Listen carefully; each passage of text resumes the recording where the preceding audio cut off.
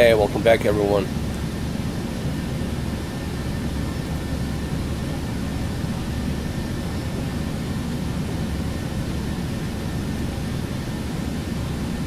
So X-Plane 12,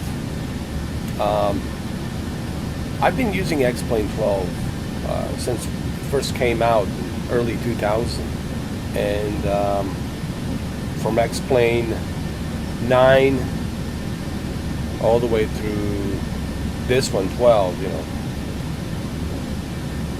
So let me tell you something about Leminar Research, Austin Mayer's company. They have advanced throughout the 9, 10, 11, and 12. You have to remember, after 2004, there was no more Microsoft Flight Simulator, because 2004, that's where officially Microsoft Flight Simulator kind of stopped making Flight Simulator, and X-Plane 10 was like the king. There was nothing else except X-Plane 10, and a lot of people started using it. Even I started using it. A lot of pilots started using it. And then you got X-Plane 11, and then of course now X-Plane 12, and then you have come back with the Microsoft Flight Simulator that came back in 2020. But X-Plane is still good. It is the simulator. It is the very realistic flight simulator. People who say that it's not realistic, well, that's just being ignorant. If you're a real pilot, you know it's realistic. It's just a matter of preference, and I don't want to jump into the whole fanboy arguments, because fanboy arguments to me are just toxic, and it goes nowhere. It's just a waste of oxygen.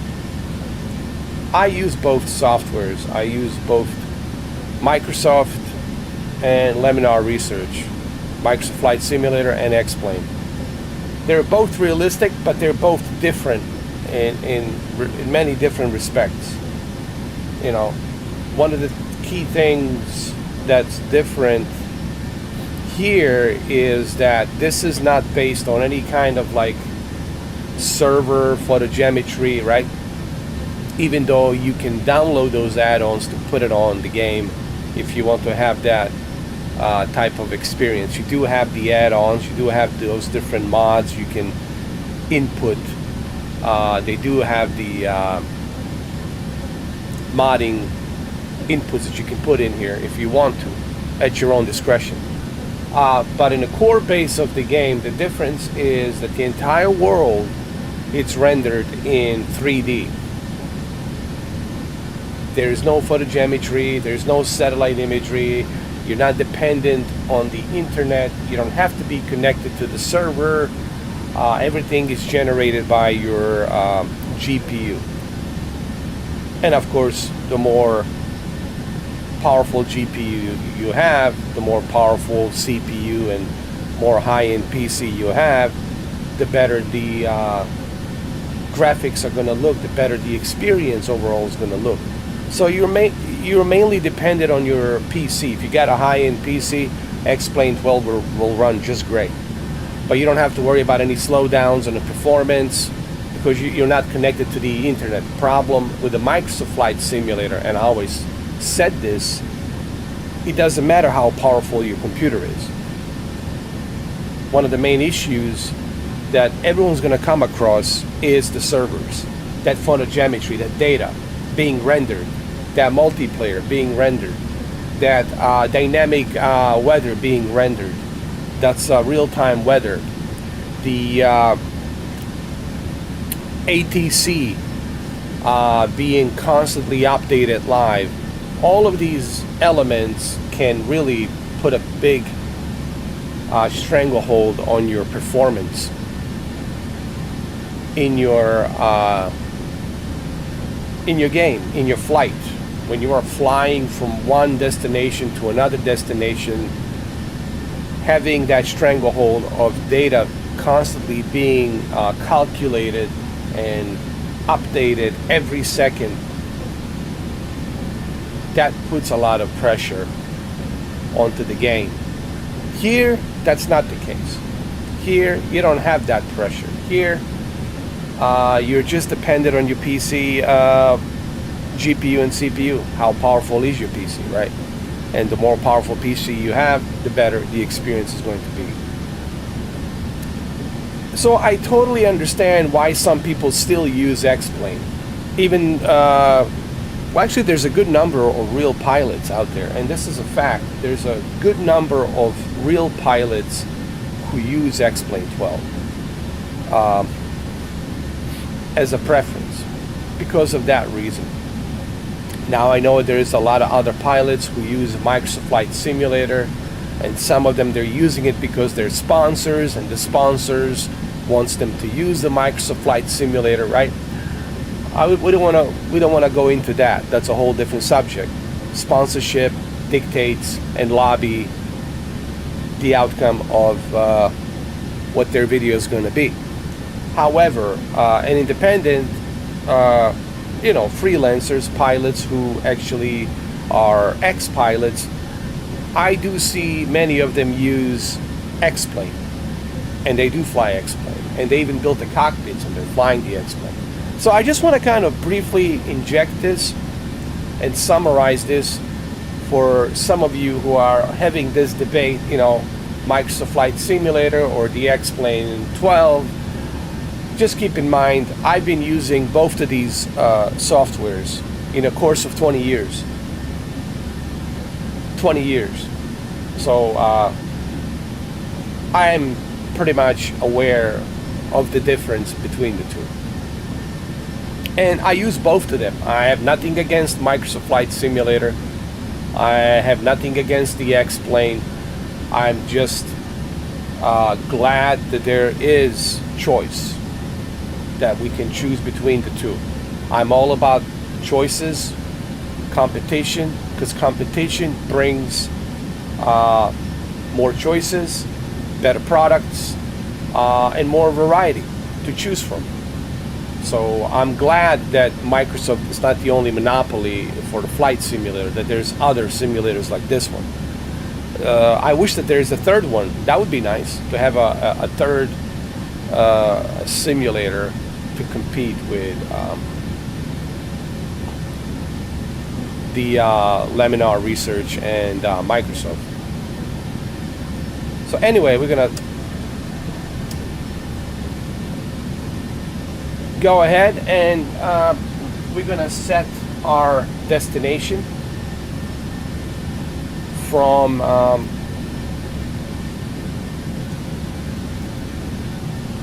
we're gonna create a flight plan. So right here is where we're going to create a flight plan. So we're gonna start from KSEA, which is Seattle Tacoma International, which is right over here. That's the code of the airport, KSEA. And then we're gonna go to, on the arrival, to KPBI.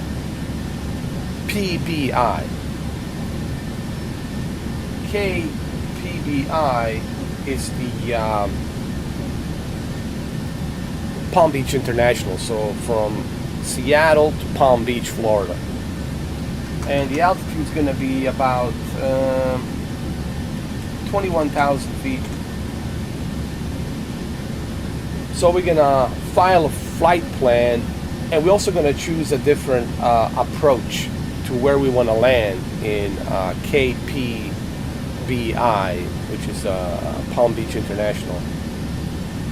So we're going to file a flight plan. 6 November, clear to Palm Beach International, routing direct, maintain flight level 210, squawk 4605. Cleared IFR to Palm Beach International, routing direct, maintain flight level 210, squawk 4605. 6 November. 6 November, redback correct. So now I need to select the approach. Fly heading 140, wind 210 degrees at 4 knots, runway 16 left, cleared for takeoff. Fly heading 140, runway So I'm clear for takeoff. Cleared for takeoff. 6 November, November. So I'm gonna select the runway 32L on the,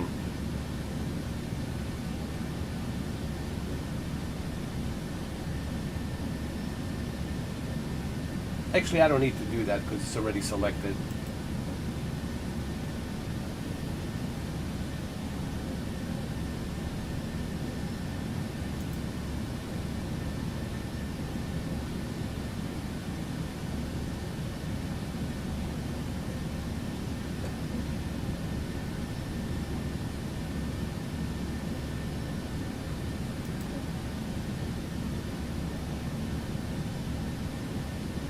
All right, we're good to go, guys.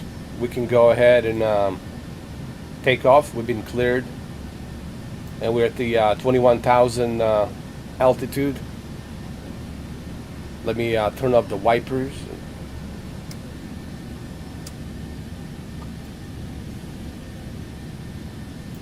I'm using my Velocity 1, which is right over here. My Velocity 1, just in case you guys are wondering. Well, there it is.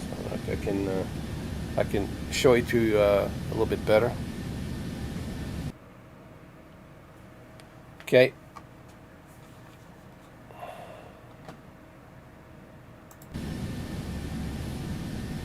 All right, so now that's all set up. Let's go ahead and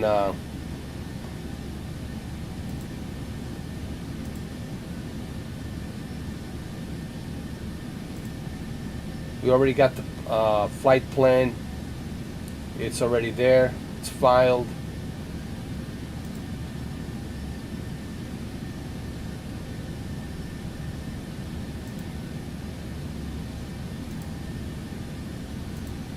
Okay, and we can go ahead and take off. We're pretty much all set here.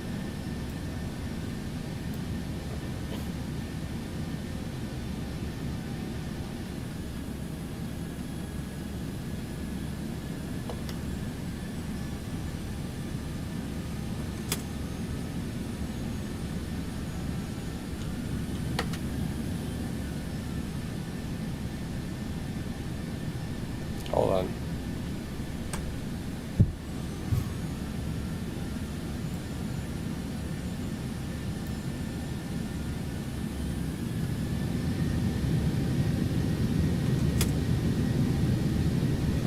There we go.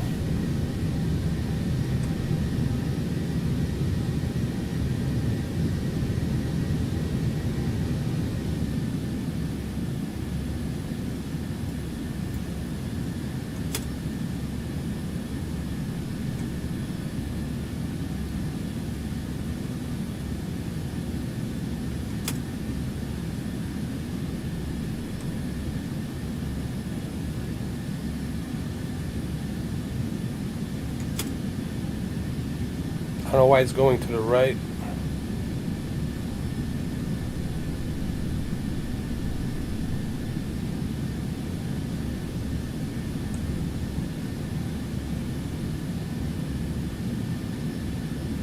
I don't know why it's doing that for some reason.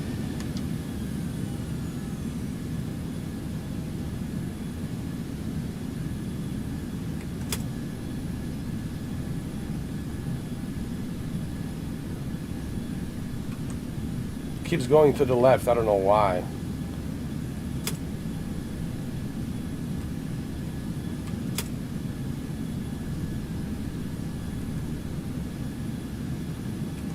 Let's make a turn over here really quick.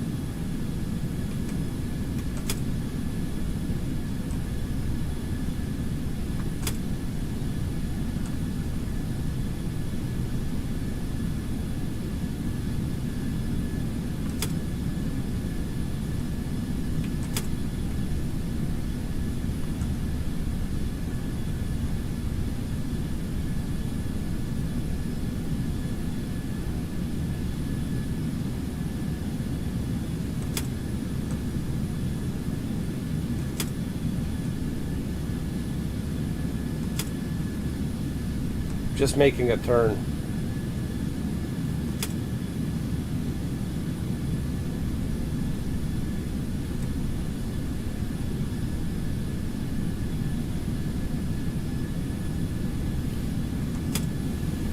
Let's see.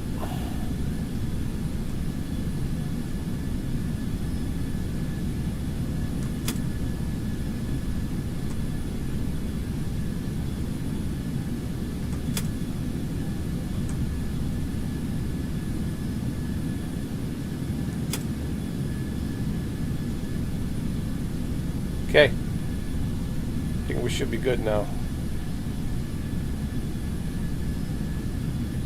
Put it right here.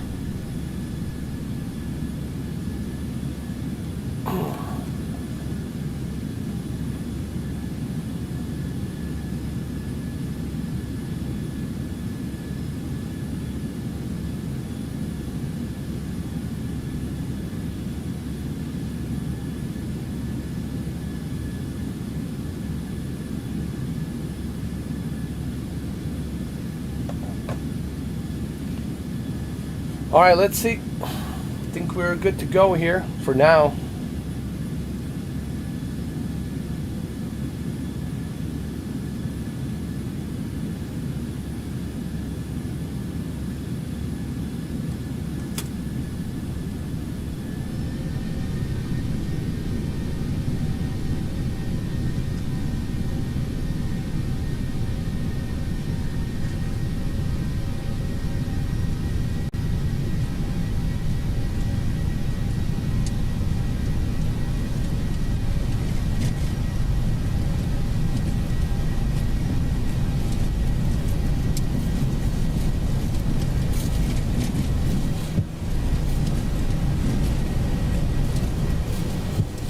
There we go.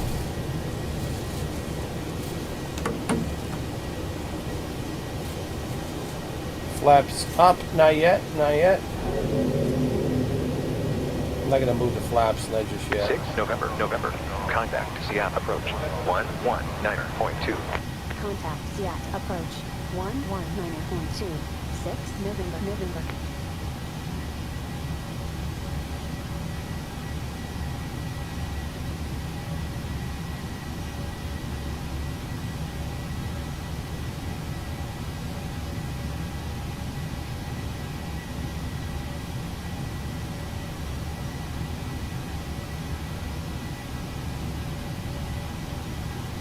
I have to contact Seattle. Hold on.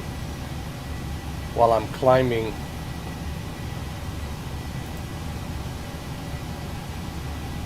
All right, it's gonna do it automatically. 6 November, November. Are you with me? Yes, I am.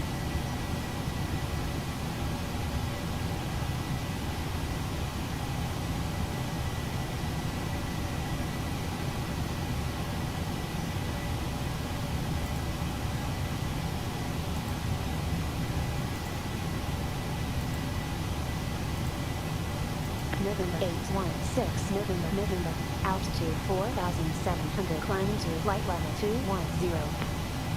November 816, November, November. Seattle altimeter 2981. Seattle altimeter 2981. November 816 November, November. 6 November, November. Squawk 4605. Squawk 4605. 6 November, November.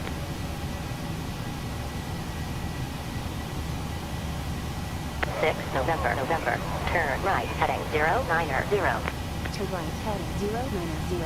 6 November, November.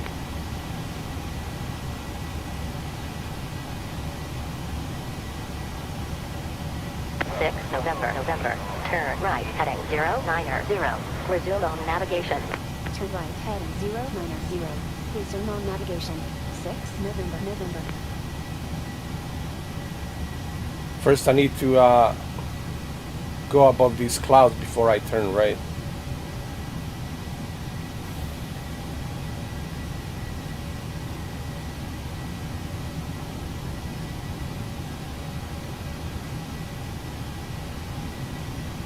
November, November. Squawk 4605. Squawk 4605. 6 November, November.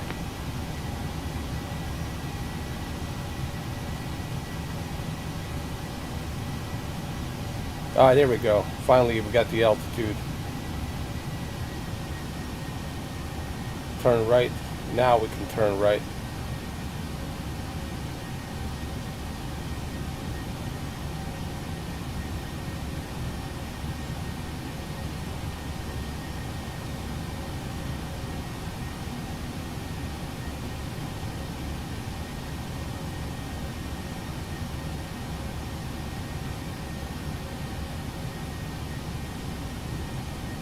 There we go. Turn right. 6 November, November. Contact Seattle Center. 119.225. Contact Seattle Center. 119.225. 6 November, November.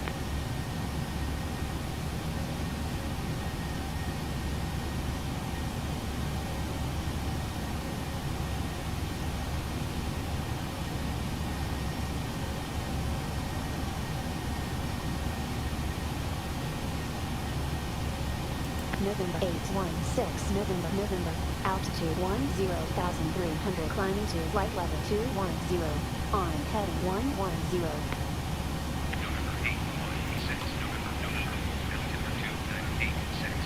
Altimeter 2986, November 816, November, November.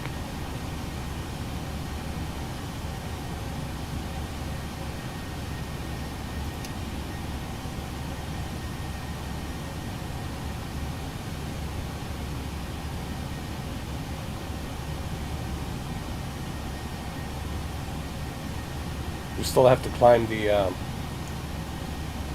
higher altitude. 21,000 feet. We're on like 11,000 feet right now.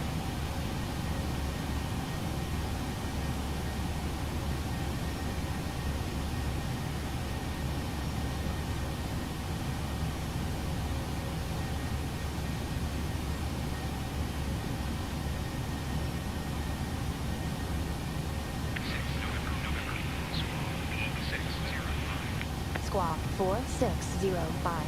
6 November, November.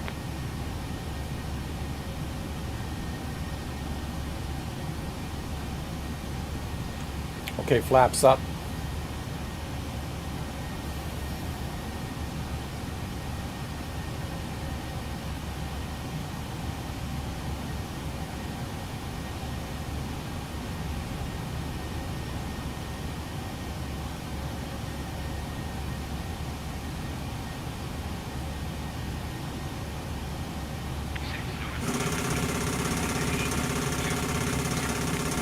Banking. Oh, come on, come on, come on.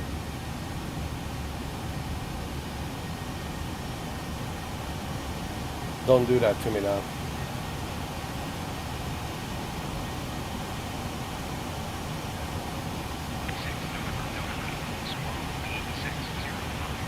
Squawk 4605. 6 November, November. The one thing I noticed, man, about the X-Plane 12 is just the plane is too sensitive. It doesn't feel like sturdy. Like, for example, on Microsoft Flight Simulator, it just feels like you're really flying a heavy plane, right? Here seems to be like too light and too sensitive.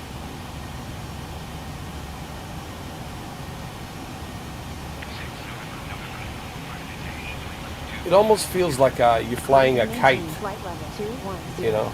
6 November, November.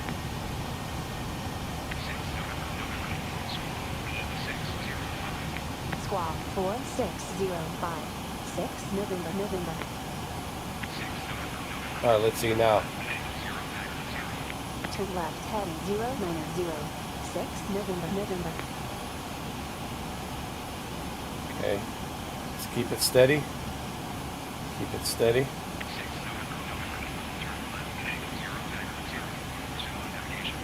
Turn left heading 090. Please turn on navigation. 6 November, November.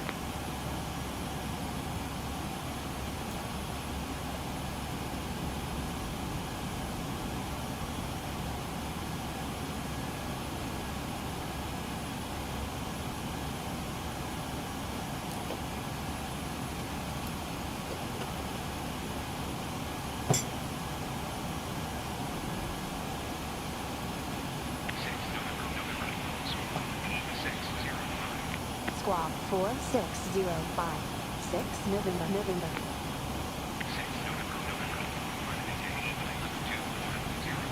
Climb and maintain flight level 2106 November, November.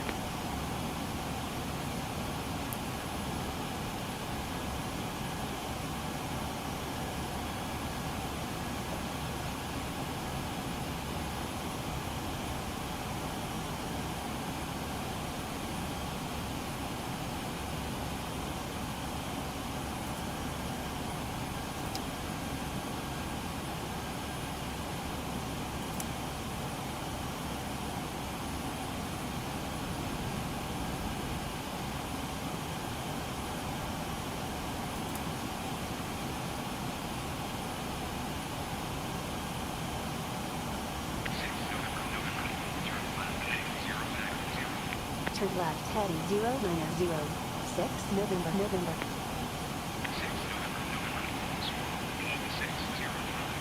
Squawk 46056 November, November.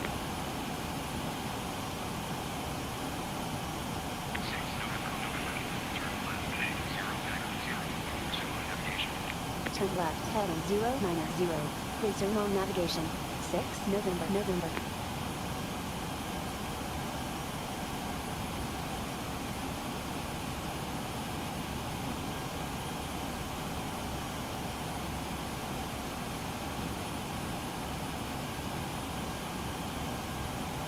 Yeah, it just, the airplane doesn't feel steady. It just doesn't feel like it's moving constantly to the right, and when you want to move it to the left, it moves to the right again. It just seems to be not a stable plane. I really don't like this. Squawk 46056 November, November.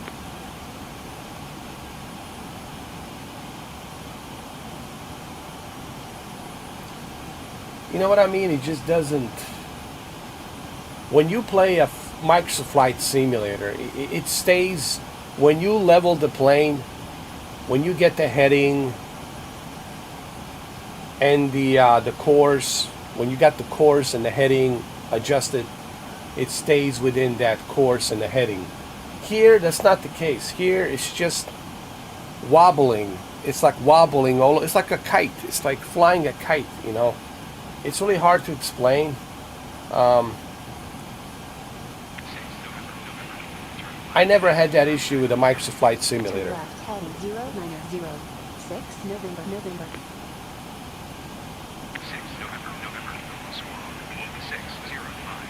Squawk 46056 November, November. But here seems to be an issue with that.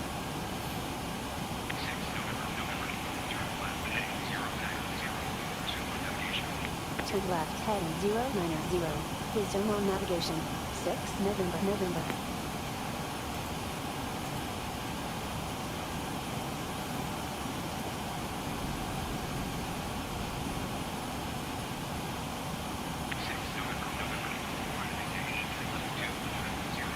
Climb and maintain flight level 2106 November, November.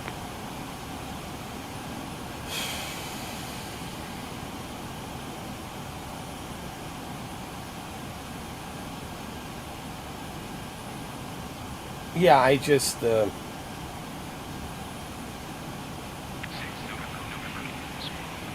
doesn't seem to be stable, man. Like when you compare, like me flying A321 Airbus, like last time I did from Latin VFR or Microsoft Flight Simulator, it feels like a real plane. You know, it feels stable. When you are at the certain course and certain heading and certain altitude. What is this? What the hell is that? Is that a UFO? What? Man, this game is broken, dude. What's going on here, dude? What is that? Turn left heading 0990. Please turn on navigation. What in a God's name? Is that supposed to be a sun? Man, this game is broken.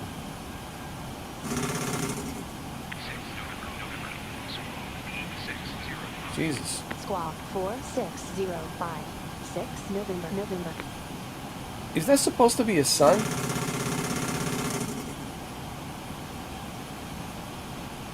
It's more like a UFO. Jesus Christ. Hold on. Let me look outside, see what's going on, man. Something's wrong here. Climb and maintain flight level 2106 November, November.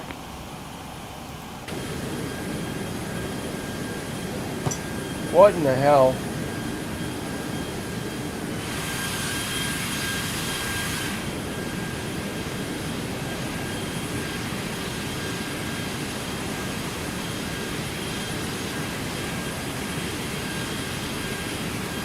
Man, this game is broken, dude. Squawk 46056 November, November. And look at the airplane. It's constantly doing this. It's wobbling. It's doing this. Yeah, man, this game is broken. I'm sorry.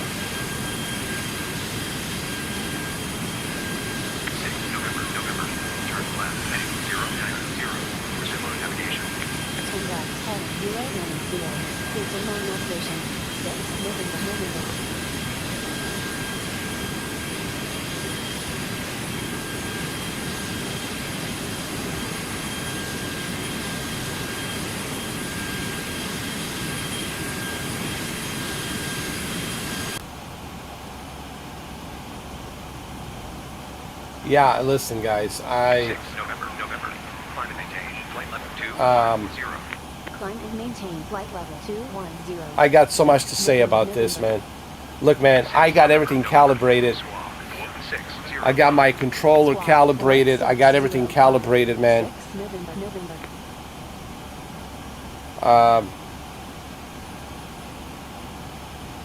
I got my speed at the reasonable. November. Turn left heading 090. Turn left heading 090. 6 November, November. 6 November. Climb and maintain My speed is reasonable. I'm not going like over the speed. I'm not over speeding. My heading, it's correct. My course is correct. I'm at the altitude 21,000. I got my flaps up. And the airplane's still doing this. Still doing that. This never happened to me on the Microsoft Flight Simulator, even with a Boeing 747. Once I got the course and the heading, once I got the altitude and I got the correct speed that's allowed by ATC, it's fine. It's too sensitive, man. The 46056 November, November. And what's with the sun? Clearly this game is broken, man. What is this? What is this supposed to be? Are you a portal to another dimension? A black hole that's close to the Earth now? It's gonna swallow us? a wormhole? A black hole? What is this? I'm sorry, X-Plane, but it's unacceptable, man. And look how sensitive it is, man. Why is it so sensitive? Why is the, look at this, the flight, a stick, yoke, so sensitive. Why? Why can't it stay? 6 November. Oh look, it's constantly doing this. Turn left heading 090. It's moving toward the right. It's constantly doing this. Look. 6 November. Squawk 160. It's constantly doing that. Squawk 4605. Look, it's moving to the right. November. Pushing it to the right. Pushing it to the right. Turn left heading 090. Resume on navigation. Turn left heading 090. Resume on navigation. 6 November. 6 November. Climb and maintain. This never happened to me on a Microsoft Flight Simulator, man. Never. 210. 6 I mean, you saw my previous flight on the Microsoft Flight Simulator. From Palm Beach International to Logan International in Boston. Smooth. It was as smooth as a butter. a flight. You can go watch it. This is, look, why does it do this constantly? Why can't it just stay centered? 6 November, November. Squawk 4605. Squawk 4605. 6 November, November. 6 November, November. Turn left heading 090. Turn left heading 090. 6 November, November.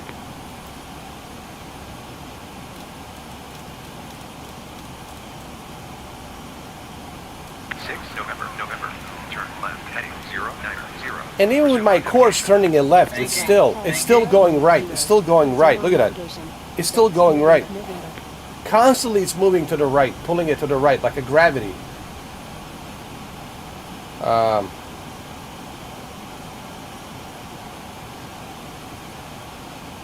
I think this game is broken, guys. And what's with the sun? Look at that. What is that? A portal? 6 November, November. Climate maintain. Flight level. Alright, man. Guys, 210. Climb and maintain flight level 210. it's not like I didn't give this a try. I did give it a try. November. Uh, 4605. and look at the shadows. What is this? Look at these shadows. 6 November, November.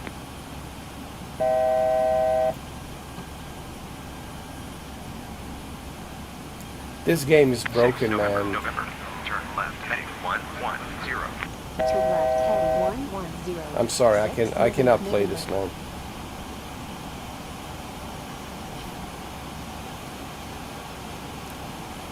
This game needs some serious updates and some serious makeover. Climate maintain. Uh, Flight level 210. Climb and maintain flight level 210. 6 November, November.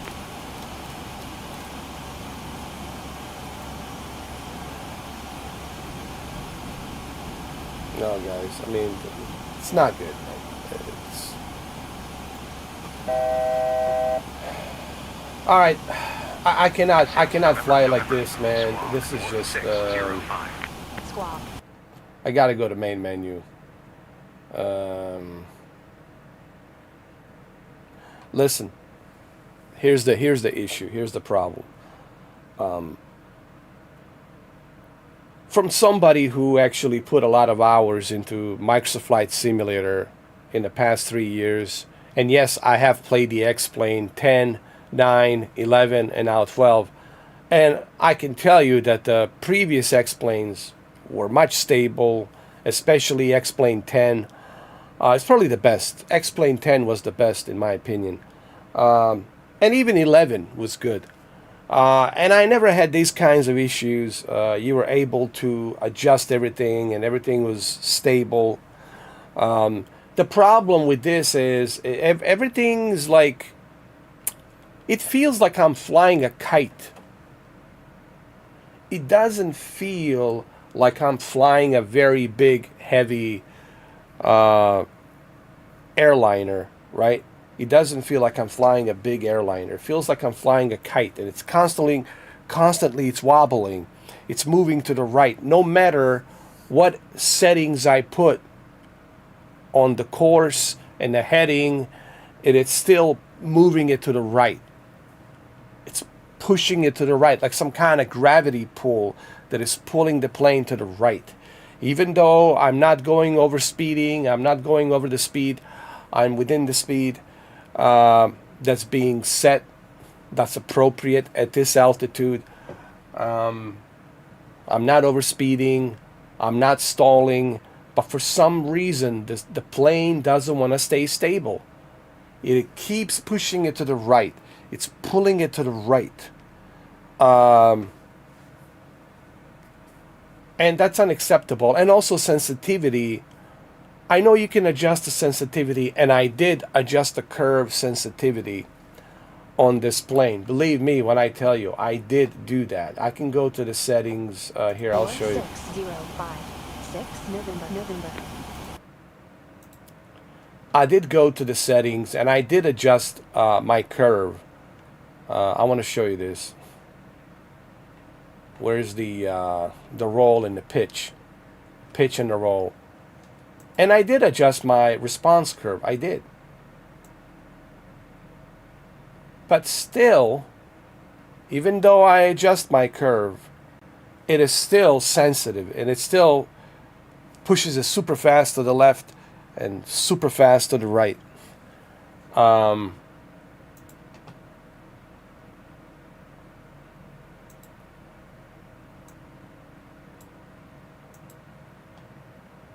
Here, y'all can show you. Let's unpause it. 6 November. Descend and maintain flight level 210. No matter what I do, it still goes fast. 210. 6 November. It shouldn't be doing it. It should be smooth. It should be gradual. Left, right. Not like this. 6 November. Turn left, heading 120. I'm sorry, but 6 November. sorry, X-Plane.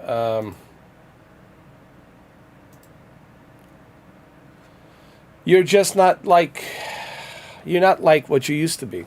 I know what the X-Plane 9, 10, 11 used to be, especially X-Plane 10, which is one of my favorite. I've flown on the X-Plane 10 many times. It was much better, more stable. This just feels like it's wobbly. It feels like I'm flying a kite that's just doing this constantly, pulling it to the right. No matter what the course and the heading I put, keep pulling it to the right, like some kind of gravity pull, pulling it to the right. And then what's with the sun? Sun looks like some kind of a wormhole, like a black hole that's swallowing the earth or something. I mean, look at this. I mean, look, this is supposed to be the sun. That clearly shows you that there's a problem in this game, some kind of a bug. Look, and now the sun's okay. What?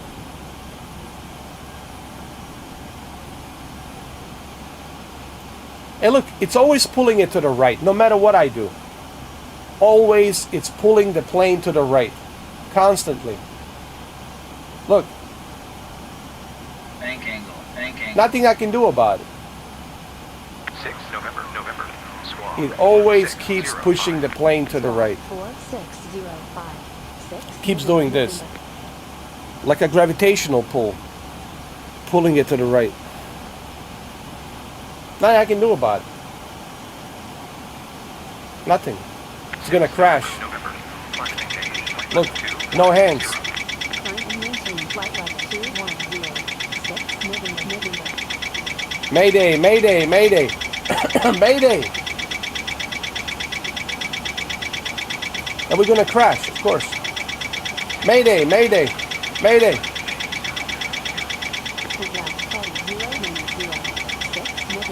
Nothing I can do. Hold up. Hold up. Hold up. Hold up. Hold up. Nothing I can do, guys. It's over.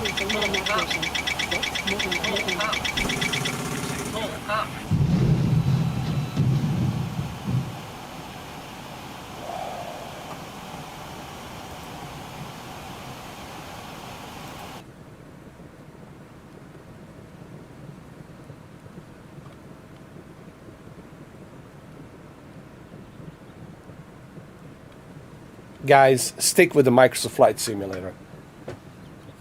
There's only one king, especially now that the 2024 Microsoft Flight Simulator is coming out. I don't even know how they're going to compete, man. I really don't know what's going to happen with the X-Plane, but this is not good, man. It's not looking good. The lack of airplanes and this, I don't care about the graphics, but I do care about the aerodynamics of an airplane. It has to act like a real airplane. It has to fly like a real airplane. And unfortunately, it is not doing that. And that's the issue right now. And that's why this happened. There was nothing I could have done. You know, it keeps pulling it to the right. No matter what the course and the heading I put that the ATC gives me, It keeps pulling it to the right, constantly. And you shouldn't be doing that. So that shows you that there's some kind of a coding problem. There's a bug that hasn't been fixed. And I heard the argument from Austin Mayer. Austin Mayer says, oh, it's because of the wind speed. You have to look at the wind trajectory. What does that has to do with anything? These airplanes are built to withstand the wind, to go to a certain speed of knots. They're supposed to withstand the speed. So what are we flying? Are you trying to tell me, Austin, that we're flying a kite? We have a kite with a rope? Because that's what this feels like. It feels like I'm flying a kite. It doesn't feel like I'm flying an airplane. I don't know. X-Plane 12, man. Look, at this point, why even bother, man? When you have a juggernaut Microsoft Flight Simulator, why even bother with this, man? In all honesty, why even bother with this when you have a juggernaut like Microsoft Flight Simulator? Why would anyone bother with this? You know, this would have never happened to me on the X-Plane 12. I mean, on the Microsoft Flight Simulator. This would have never happened to me on the Microsoft Flight Simulator unless I made a mistake. Unless I wasn't paying attention and I didn't get the flaps down, didn't slow down properly. That would be on my end. So what I'm trying to say in the closing argument here is, guys, don't bother with the X-Plane 12 at this point. You know, it's just not that good. It's just not. You know, if you look at my previous live stream, 3 days ago, me flying from Palm Beach International to Boston Logan International. I arrived there in about 2.5 hours. Everything went smooth. I used Airbus 321 from Latin VFR. It was a smooth flight, smooth as the butter. But this,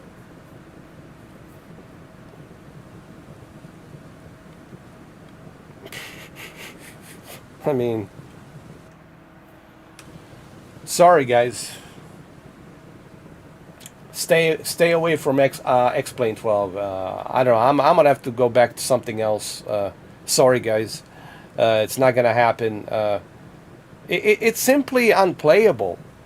At this point, X-Plane 12, it's simply unplayable. I don't know what they have fixed. They're so focused on the clouds. Like your main focus should be on the airplane aerodynamics. Forget the clouds. Clouds, that's secondary. You can always patch that up. Your focus should be on the aerodynamics of a plane. The plane should operate like the real plane should operate. And unfortunately, that's not the case here. You know, so anyway, sorry guys, but X-Plane 12, 2 thumbs down, man. Stick with Microsoft Flight Simulator. And why wouldn't you stick with the Microsoft Flight Simulator? It's the best there is. Especially now, this year, we're going to have even better, full, complete package Microsoft Flight Simulator 2024. And X-Plane 12 could just simply... I don't know what's going to... They should just say goodbye. And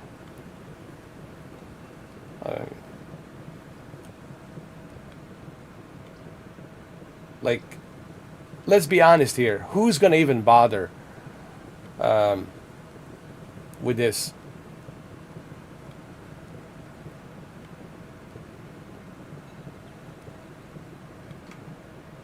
This is my experience. For those of you, I just want to say this before I go. For those of you who have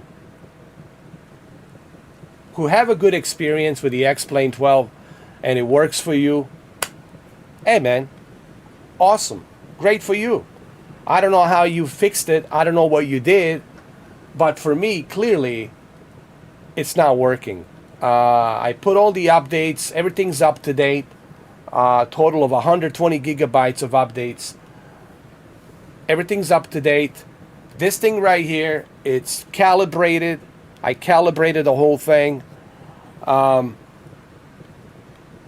matter what I do, go within the speed of not, even though I'm not going over speed of the knot speed, wind speed, I'm still getting pulled to the right. No matter what course and the heading I put, right? It still does this. Pulls it to the right. No matter what I do, pulls it to the right. And then what's with the sun? You saw the sun. It looked like some kind of a portal or something. Like some kind of opening of a portal. Like a wormhole or a black hole swallowing the earth or something. So, I don't know. I'm going to stick with Microsoft Flight Simulator, man. That's what I've been flying for 3 years. And it's the best there is, honestly. X-Plane, sorry.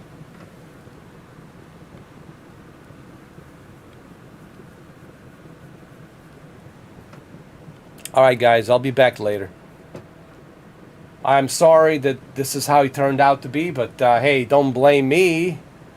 Blame the developers of this game, because I can't fly it. It's impossible to fly this plane. I don't know if it's just the 737 that is doing this. Maybe other planes are better, I don't know, but 737, I mean, if you guys want me to, okay, if you guys want me to, I'm gonna choose something else.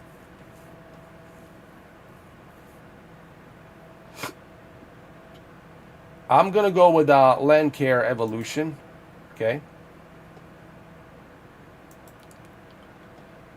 Land Care Evolution, and we're gonna start the new flight, and we'll see how the Land Care Evolution is doing. Land Air Evolution is doing.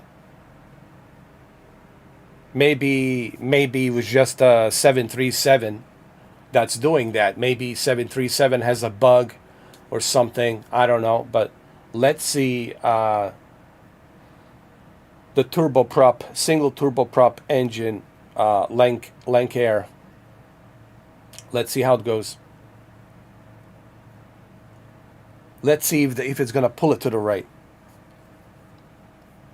If it does the same thing here, if it pulls it to the right, then you got your answers. Then you know that there's an issue with this software. So let's see.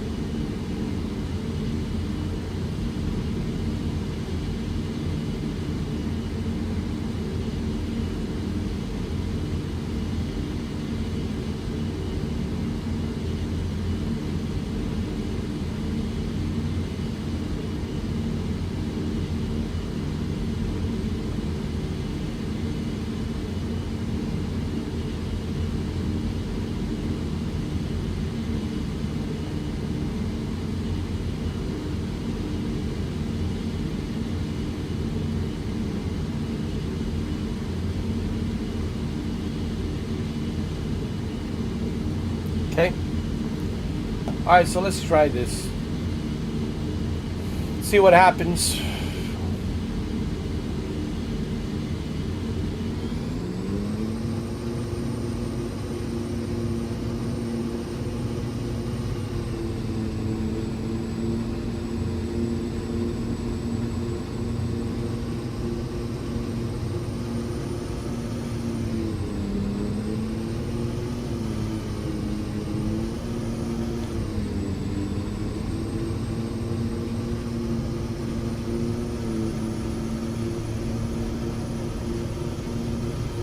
Why is it pulling me to the left all the time?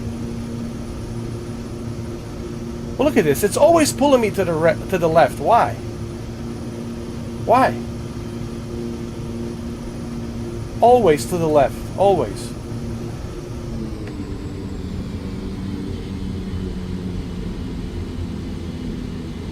Can't even take off properly. It's pulling me to the left.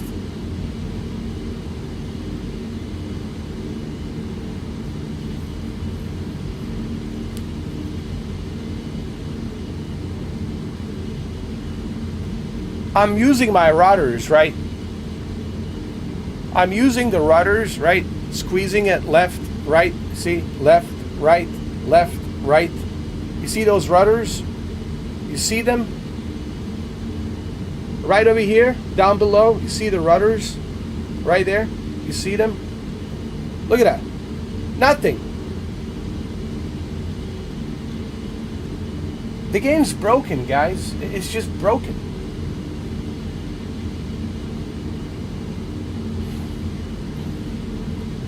Here I am showing it to you that it's broken. I don't just sit in front of a camera and just talk, you know, out of my butt, my beautiful butt. But here I am showing it to you that it's broken, dude, that the game is broken. Let's try another airplane. Let's try another airplane. I mean, I don't know. Let's go to main menu. Let's do a new flight. Let's try another airplane. Let's try Jesus Christ. Let's go with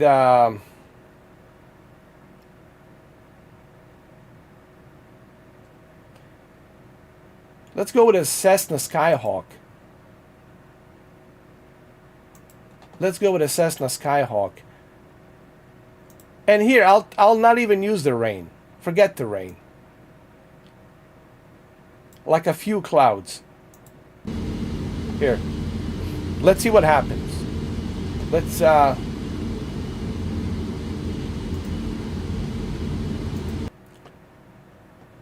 do a new flight. There we go.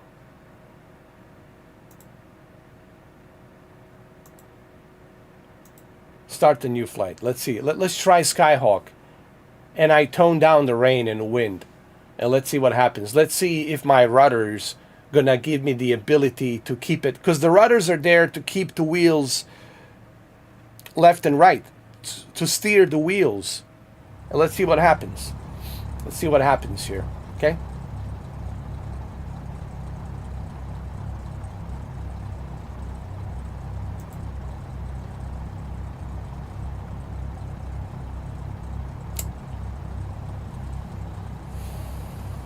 See what happens.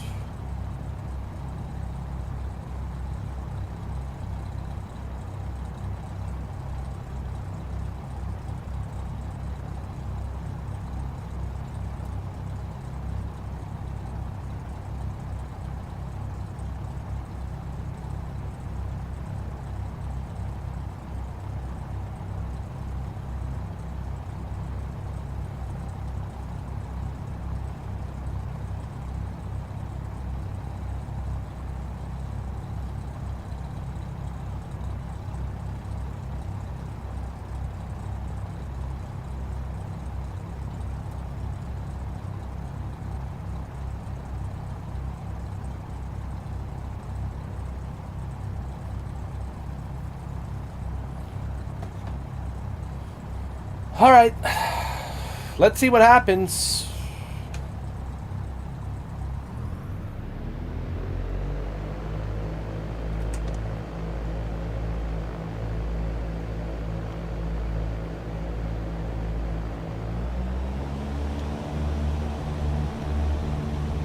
Here we go again, same thing.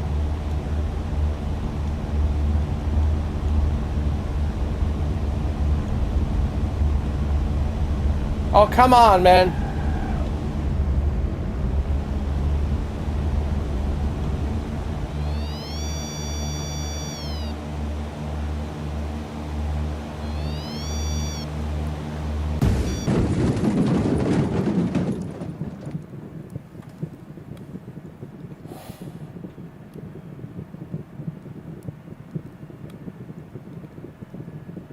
I'm sorry, guys, but this is a broken game, dude. Um,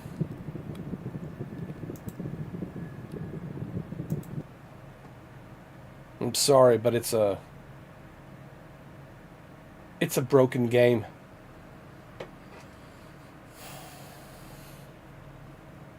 It is what it is. It's a broken game. I'm not gonna bother with this, man. And look, for 1 hour now, you've seen that I have tried. I tried my best, and clearly, something is wrong. The rudder's not working properly. It's constantly pulling you to the left, to the left, to the left. And when you're up in the air, it's levitating you towards the right. You are stalling immediately. That shows me that something it's off balance here.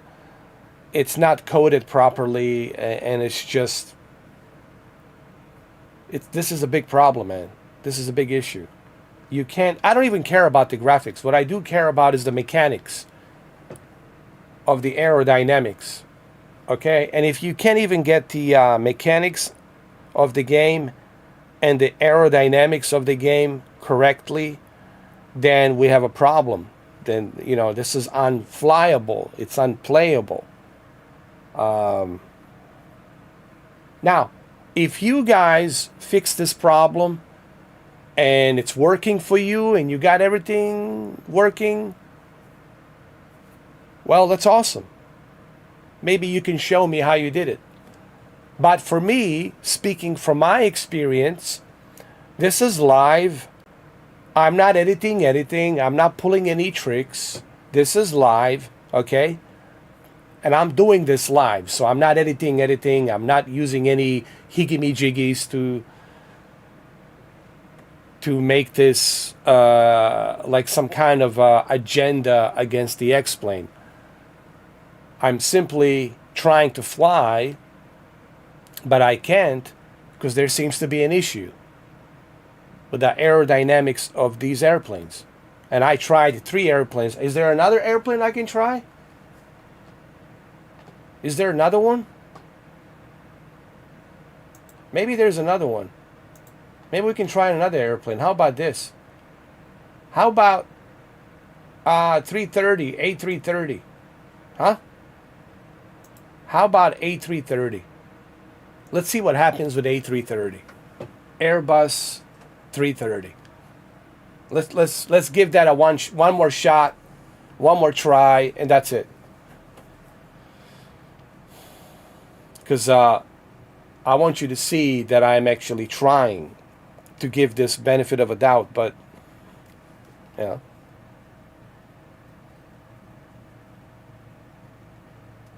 And it's not like I'm, pulling any tricks here. It's just the game is broken. I'm sorry.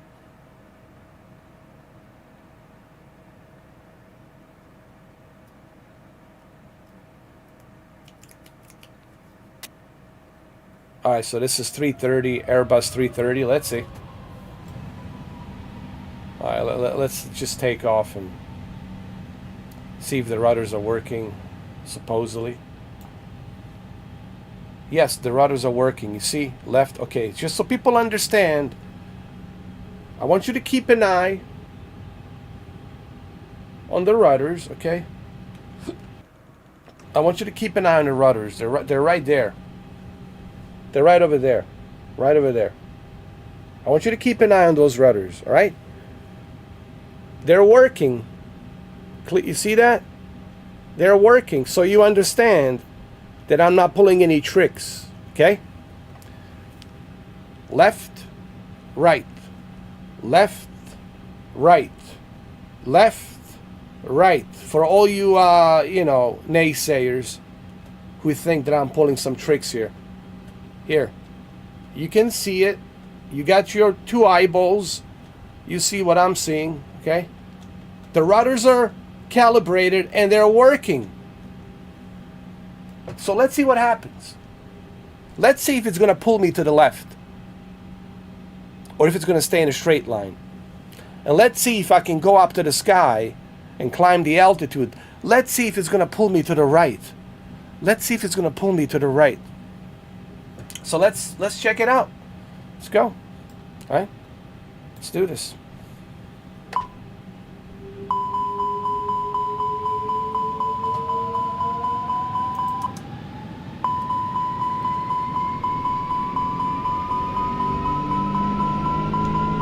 See what happens.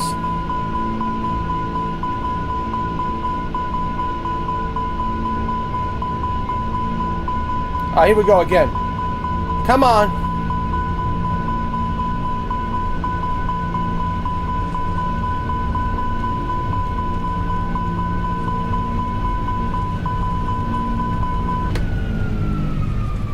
Oh my God.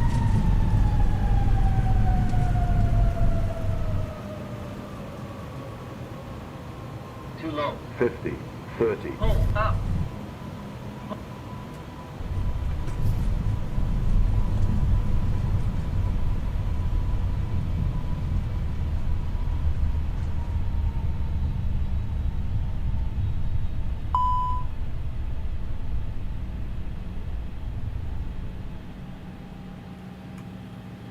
I'm sorry, guys, but...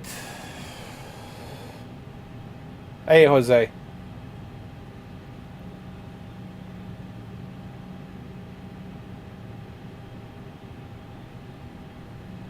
The game is broken. The game is broken, dude. I mean... Let's try again. Let's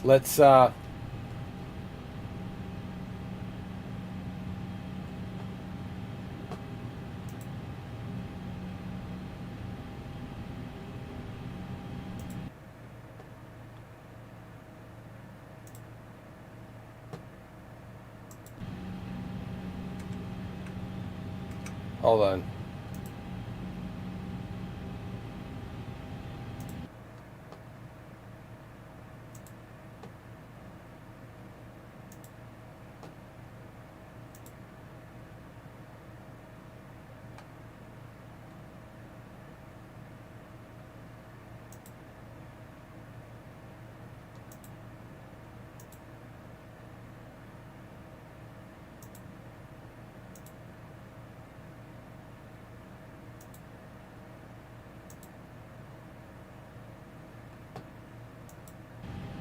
Let's try it again. All right. Let's see if I can get to the runway.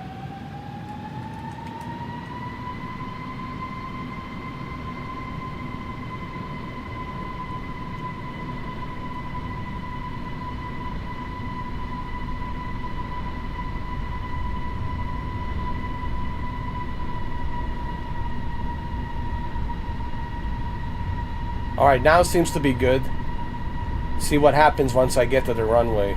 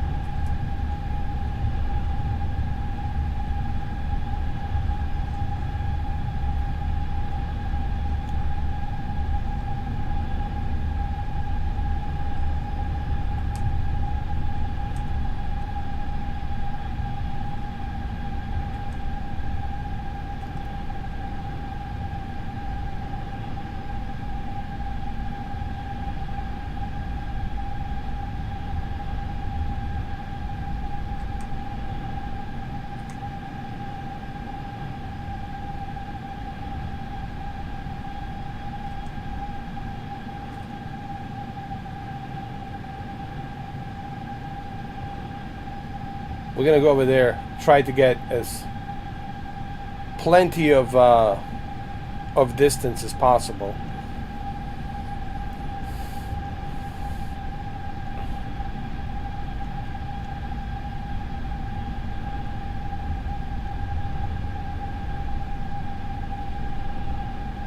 So this is their A330.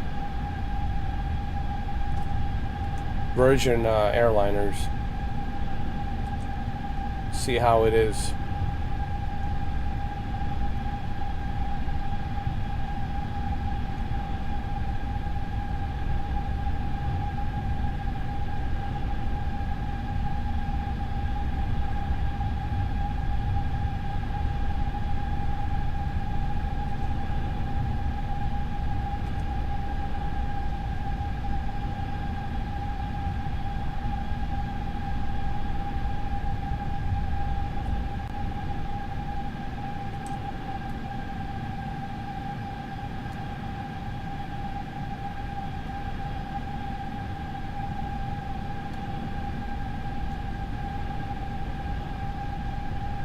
Okay.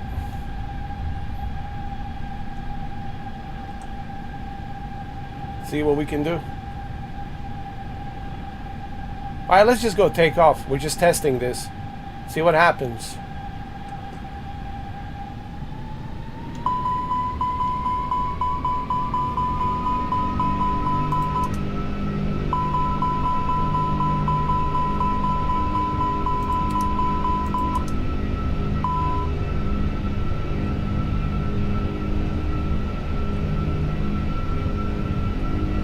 All right, so far so good.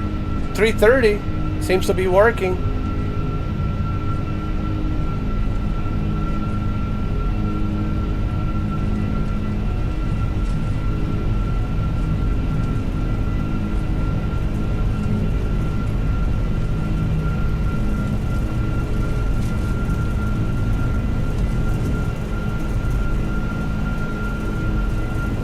All right, so A330 seems to be working fine.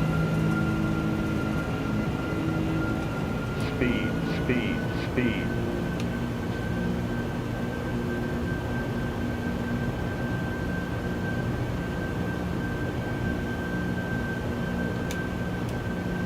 Flaps up.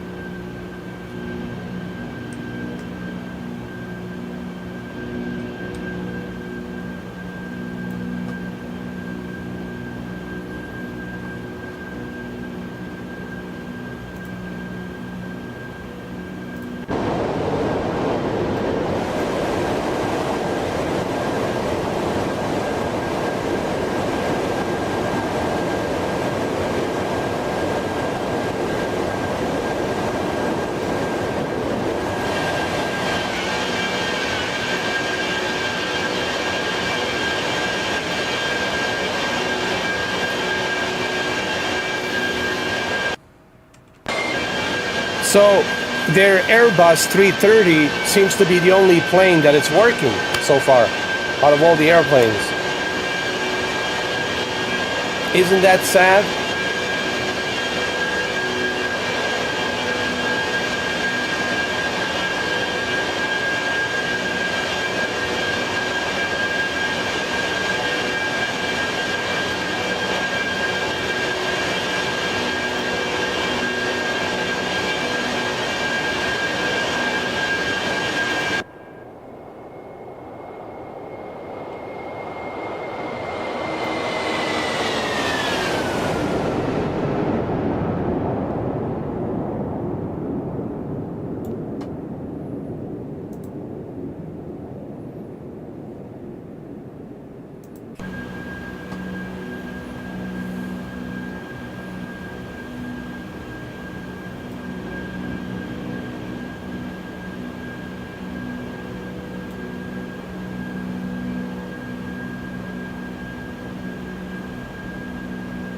So what seems to be the issue? Well, the issue is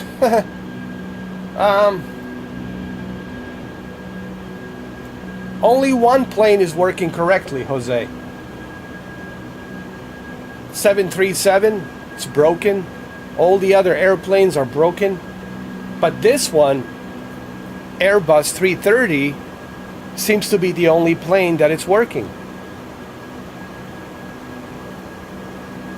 which is pretty sad. So I guess if you want to play this game, you're stuck with A330. No, it's a great airplane. Don't get me wrong, right? Nothing wrong with it.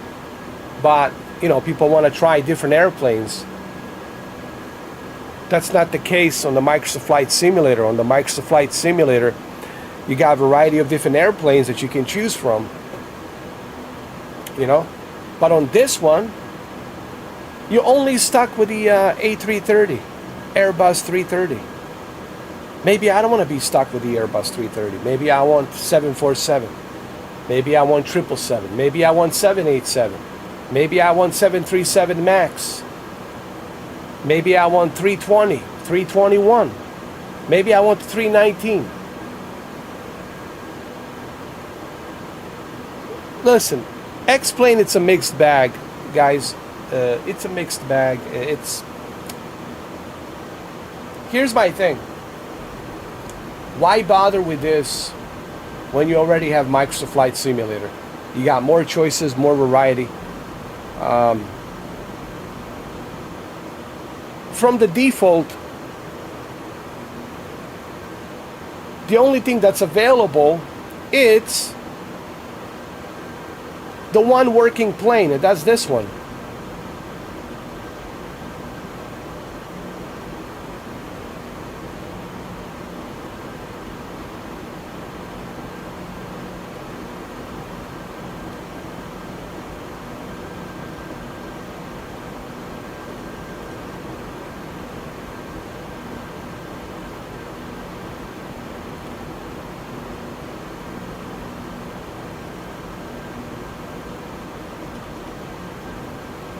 Why is it pulling me to the left? You see this BS?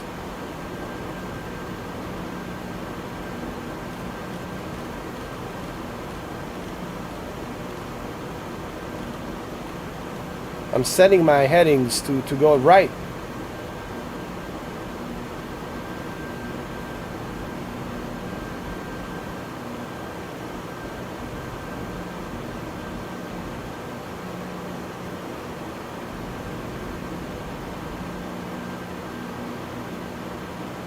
And now it's pulling me to the left. Now I can do about it. Even though I'm putting my headings to the right. Jesus.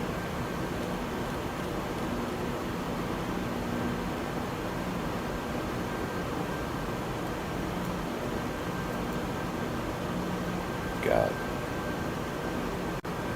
Hold on.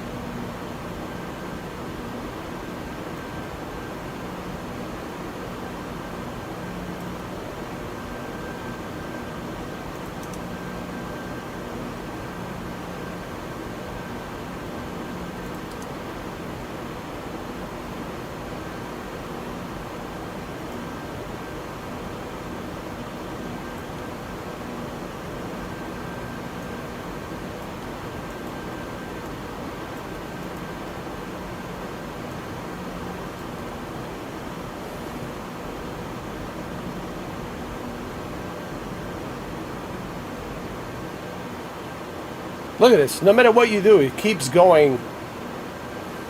Now it's pulling me to the left. Nothing I can do. It's gonna crash. Nothing I can do. Look, hands.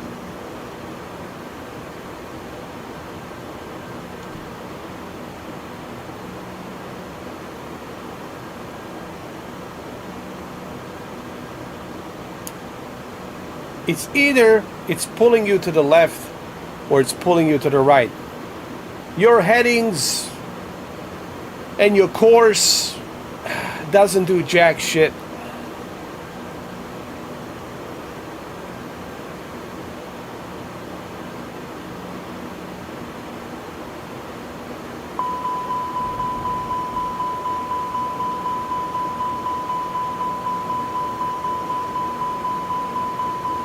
And now it's straightened up. And now it's straightened up. All of a sudden, straightened up. Why?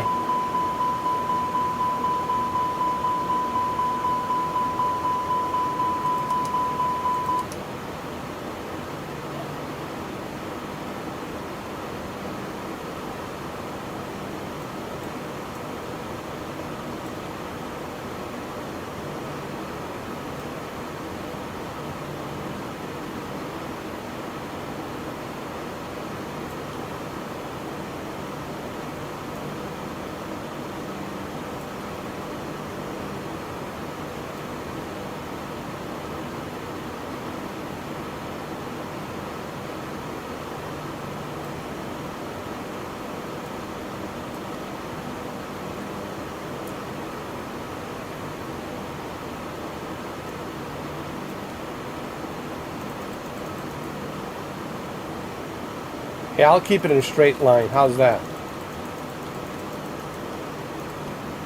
See it right here? See it right here? See this right here? It's in a straight line right there. Let's see what happens. Right over here, next to the 6, straight line.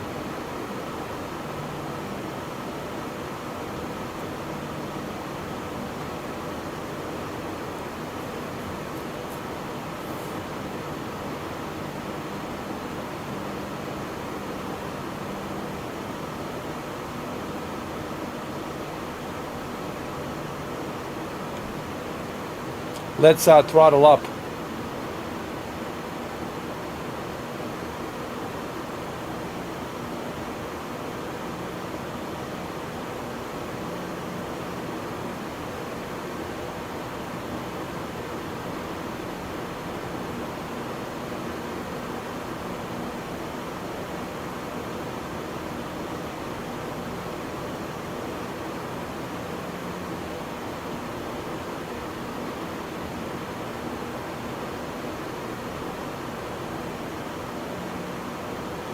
Let's slightly move it to the right. Let me see.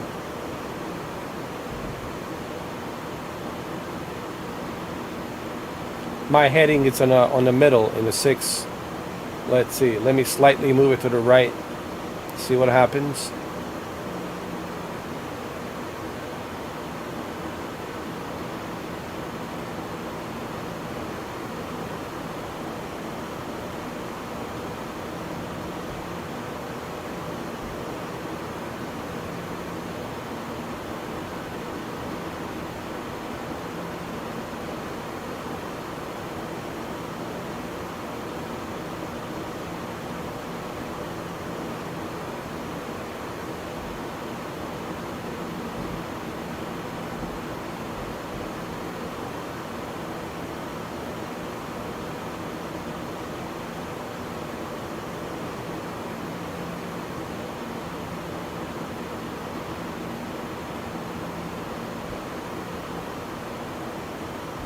Thinking.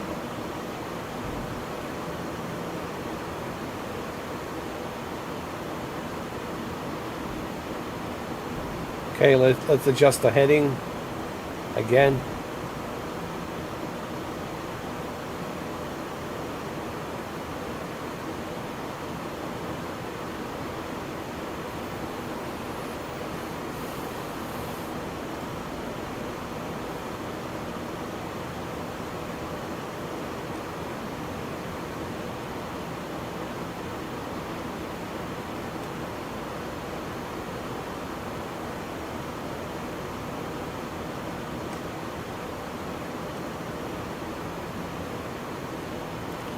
All right, so their Airbus 330 seems to be working fine. Yeah, but it's only one plane. What about all the other planes, right? This is only a 330. What about all the other planes? You know?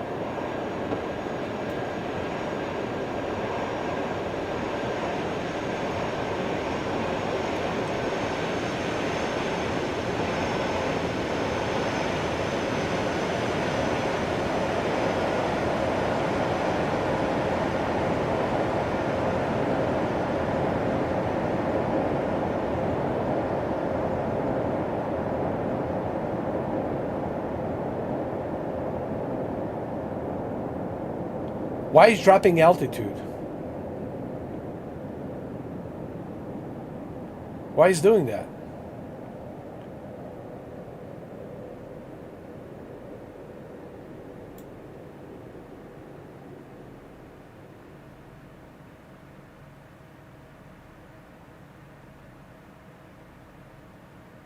You see, it's pulling it to the left again. As soon as you throttle up and you speed up a little bit, it keeps pulling it to the left. Why? Why is always doing that? Always. If I set my altimeter to where it needs to be at that certain course heading, if I got my course heading, if I set my altimeter, if I got my altitude, if I got my speed correctly, why is it constantly pulling it to the left? This seems to be an issue, and that's a problem for me, you know? You constantly have to babysit this airplane. And look at that. Look, it's disappearing. Look. I don't know if you guys can see it. You can't see it because of my... Look, the airplane disappeared. You just see the tail. Where's the rest of the plane?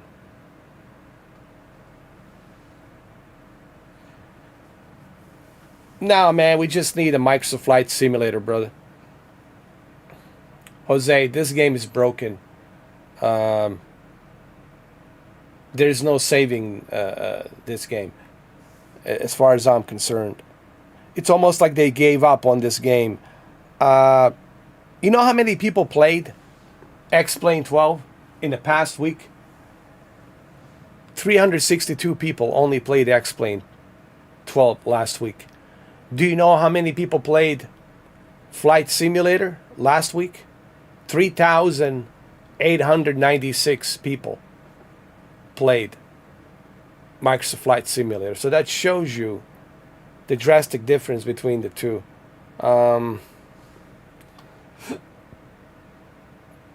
It's a broken game. I'm sorry. It's just a broken game, guys.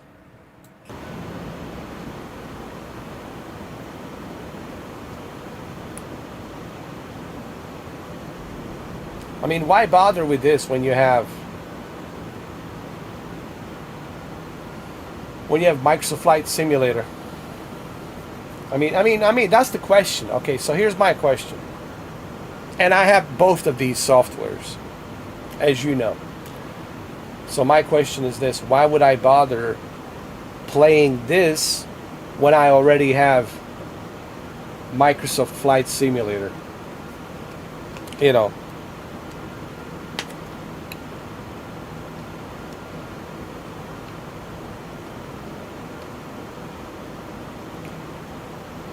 That's like this. Why would you rather drive a 1970 old rusted Chevy Nova, or would you rather drive a brand new Honda Accord 2024? You're gonna drive Honda Accord Sport 2024. You're not going to drive that old rusted Chevy Nova 1970s. So it's kind of like I have a same predicament here. It's like, why bother with this when you got something that's already better and more sophisticated and has more developers supporting it? Why would you want to bother with this? And look, I'm not like telling people, Jose, what to play. I'm not dictating or telling people, don't play this, go play Flight Simulator. I'm just being honest here. Like, Why would you waste your time on this when you have something so much better and more sophisticated? You know, especially this year, they're coming up with even better, more complete version of Microsoft Flight Simulator 2024. I'm not saying that the Microsoft Flight Simulator is perfect. It has its issues, it has its flaws and negatives as well. But if you're gonna have to make a decision, the choice is clear as far as I'm concerned. The choice is definitely clear that Microsoft Flight Simulator is the better choice.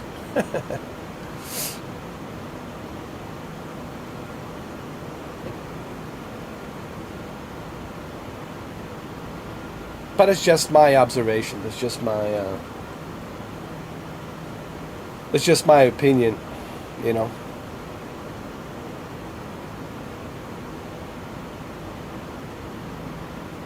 And look, no matter what I do,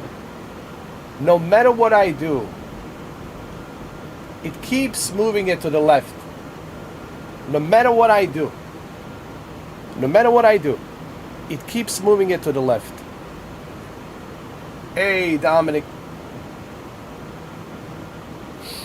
How are you? Oh, man.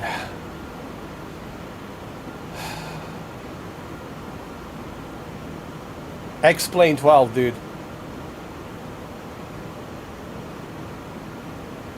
Shaking my head, brother. Shaking my head. And look, as soon as I throttle up a little bit, it's gonna move it to the left. It's gonna move it to the left. Like there's nothing I can do about it. It's gonna move it to the left. Look, it's already doing it.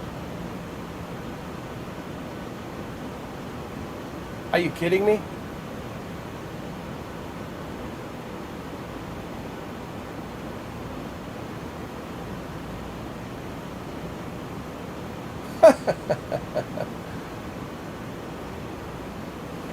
Everything's set, brother. Everything. The altimeter, everything. The headings, all of that stuff.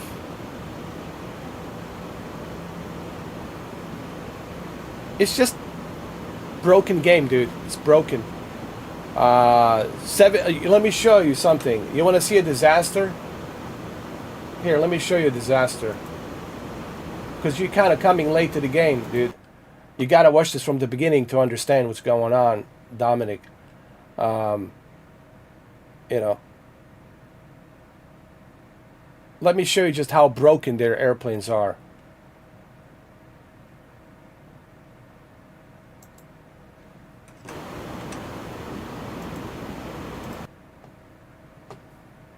So let's say I want to go with 737.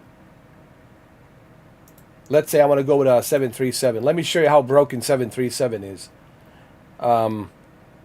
It's a broken game, dude. I honestly, if you watch this from the beginning, which I don't know if you will, if you have time, but if you do, you will see my frustration with this software. You will see just how broken this game is. And I have no reason to lie. I have both of these softwares. I'm not holding a flag for this team or for that team. You guys know me, but I'm being sincere and honest that this game is broken. Here, let me show you. So this is 737. I just want you to pay attention. I just want you to see this first.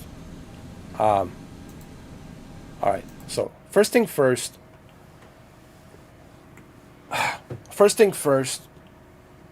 I have this whole thing calibrated. Okay? From the roll to the pitch to the flaps, everything is calibrated. The response curve, the whole shenanigans, everything, it's calibrated here, man. Adjusted properly. Everything is calibrated. My rudders are working properly. Everything is properly adjusted. Okay, all of that jazz is done, all right? I've done a flight plan, all that jazz. I'm not going to do a flight plan here, which I could if I wanted to. right? But everything, it's adjusted. Everything. Here's my rudders, just to show you that they work. Yeah, I'll move it a little bit to this side so you can see. See? See the rudders? Calibrated properly, right? No issues. No problems.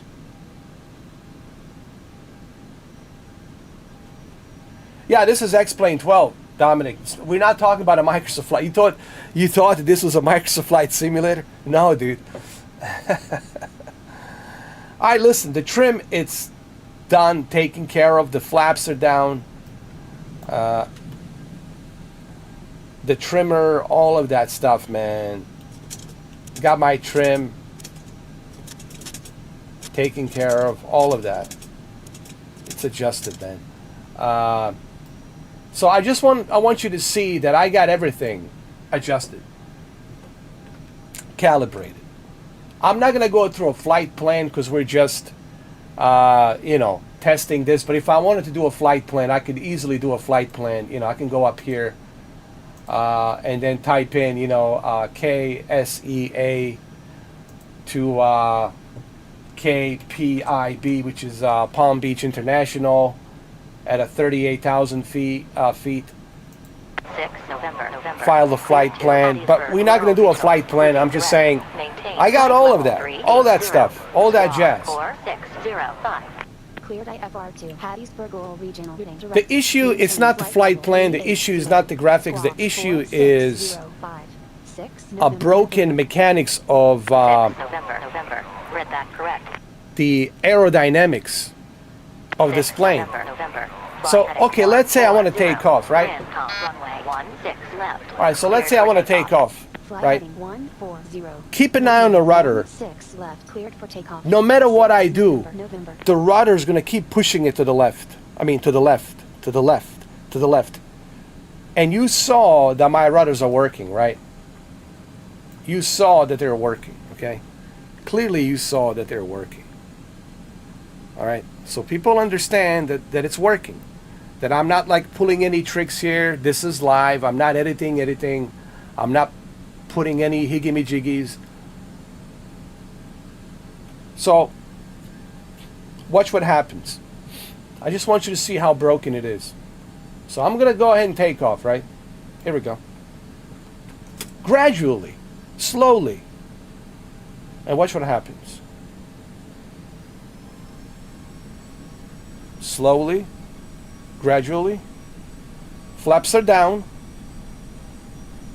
As you can see, they're down.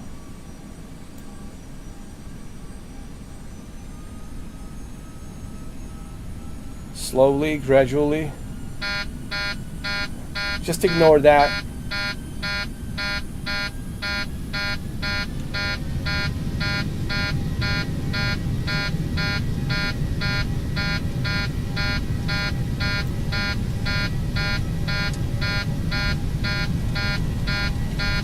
Now look at that. No matter what I do, keeps going to the left.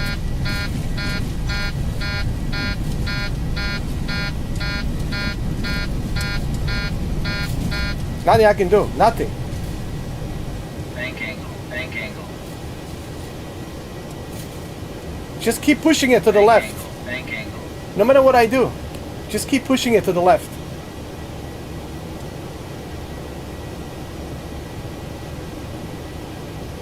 It's just like, there's nothing you can do. 200. Nothing you can do. 100. Pull up. And we crashed into somebody's house, unfortunately. I'm sorry. It's a tragedy. It is a tragedy that this game, it's this broken. This is all your fault, Austin Mayor. The reason we crashed, thank God this house was empty. But it's your fault, Austin Mayor.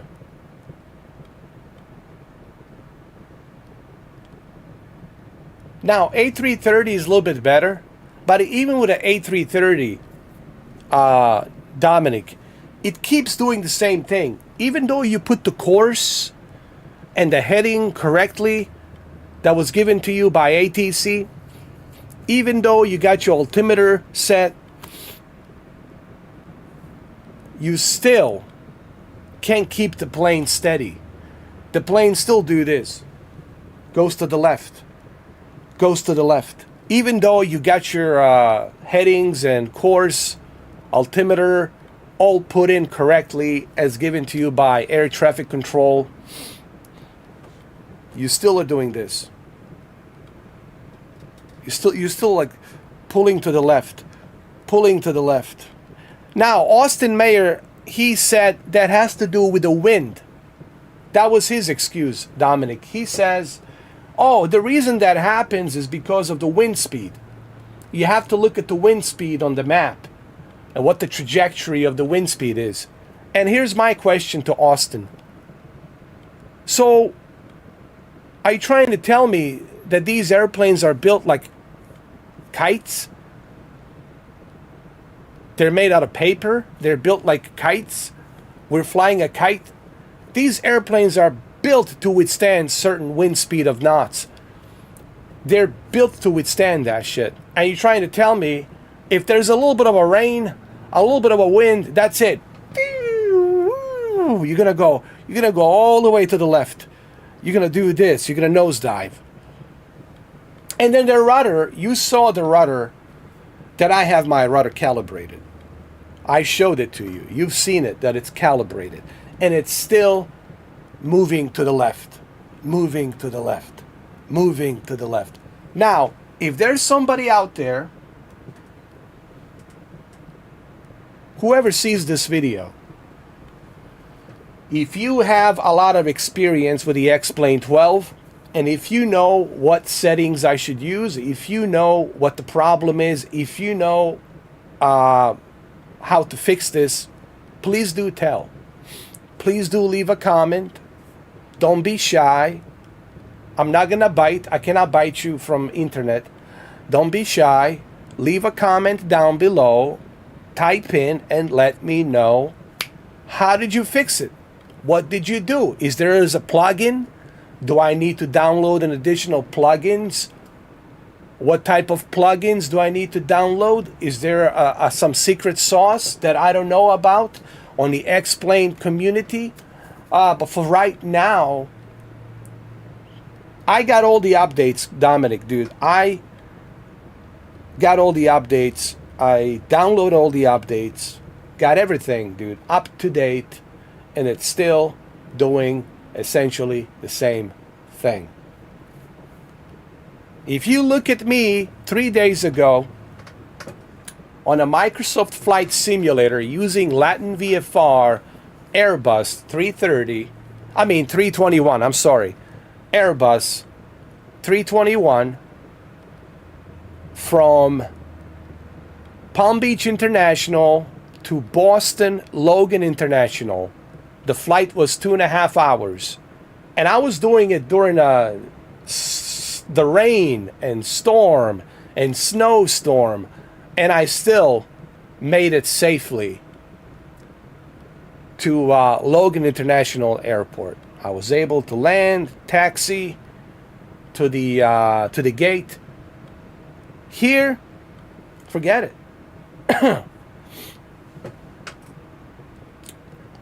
It is a mess. You know what? I didn't want to believe it at first, Dominic. You know, and a lot of people have been saying this, you know. And you know, there's a big community of flight simulator YouTubers out there, and they're all essentially saying the same thing. That it has issues, lack of airplanes, lack of updates to fix these bugs, to fix these issues. The problem with the Austin is every time he gets criticized, he's justifying the bugs. He's justifying. He says, well, maybe you should learn how to fly. Maybe you should understand the trajectory of the speed of the wind. Maybe you should learn how to use correctly, how to adjust and calibrate. You know, he gets all, you know, hissy fist when somebody criticizes him for his game not running properly, he always justifies. Like that's the issue with Austin. Every time he gets criticized, he justifies his game. Well, maybe you don't know how to fly. You know, that's what he does, dude. He's such a bigot. He's so like arrogant and ignorant. My software is the best there is. I've been flying it for many, many years. Maybe you should become a pilot and fly. Maybe you should learn. Maybe you should be better at math. 2 + 2, it's not 22, it's 4. Learn the trajectories, learn the wind speed, blah, blah, blah, blah, blah. All this, quantum physics shit he's pulling onto you. And he's so arrogant, dude. And that's why some people are, like, kind of giving up on X-Plane. Because people have legitimate, like, complaints about the X-Plane. And he's just brushing it off. He actually does, like, an hour-and-a-half video where he would like go on a drawing board and talk about the wind speed. If the wind speed is this knots and going this trajectory, you need to slow down, you need to calibrate this, you need to calibrate that. You need to adjust your altimeter, you need to adjust your heading properly, blah, blah, blah, blah, blah.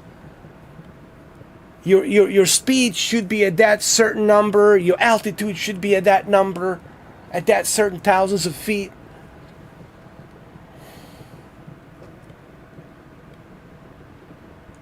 He is and such a know-it-all. Saw a video of him in a A320 sim level.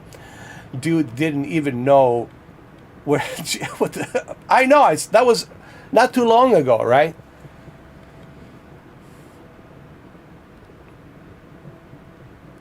Yeah, he's just going by all the numbers, dude. He's just like using numbers, using mathematics and all that, Like, dude, like, we don't want to go into the, the physics of, like, how the aerodynamics is. We're talking about, does your plane work or not? It's supposed to work. It's supposed to fly. We're not engineers. Like, is this like a engineer flight simulator, or is this like a flight simulator where we're flying? Like, I don't care about engineering crap. That's for the engineers. That's for people who design airplanes, to learn about what kind of wind speed it can withstand, what kind of maneuvers it can make. I just want a flight simulator that works, where I can take off, follow my VFR, IFR flight plan, and I can safely land. Now, if I make a mistake as a pilot, right? Or you as a pilot, if you make a mistake and you crash, well, that's on you. That was your error. It wasn't the airplane's error. It was your error, so therefore it's your fault. But this is just, I don't know. All right, Dominic, me too, man. I'm going to go ahead and eat my lunch. Unfortunately, I might come back later on with something else. I might come back on with something else. Have fun at school, man. I still have one more game under my sleeves on a GeForce Now. But yeah, X-Plane 12. Thank you for stopping by, Dominic, man. I know you're busy. I appreciate you stopping by, even for a little bit, man. I appreciate it. Me and Jose, we're going to shift the gears and move on to GeForce Now. Play something else later on. But yeah, X-Plane. Sorry, guys. If they fix it in the future, if they can fix it in the future, if they make it more plausible, I don't care about the graphics, but if they can make it work, if they make it plausible where airplane behaves like an airplane, not like a kite, where you have to hold it like a kite, and you have to watch which way the Austin Mayor fart wind blows, according to him, depending on the wind, your airplane is made out of a paper. It's just gonna move like a kite, move to the left or move to the right, depending which way you fart or which way he farts on the wind. Which is ridiculous. It's a ridiculous statement, and it's ridiculous justification that he's making. It's just so asinine. Yeah, look, you see, thank you, Jose. The one thing I do, and this is what Jose has been trying to tell everybody. And I appreciate you, Jose, for telling this to everybody. Even to PlayStation VR 2 fanboys. Especially the PlayStation VR 2 fanboys. I try everything. I don't just talk out of my beautiful, hairy ass. It's a shampooed, beautiful, hairy ass. Okay, ladies? It's nice down there. All I'm saying is this. It's like Jose was saying. I try everything. I don't talk out of my ass. I give everything a benefit of a doubt.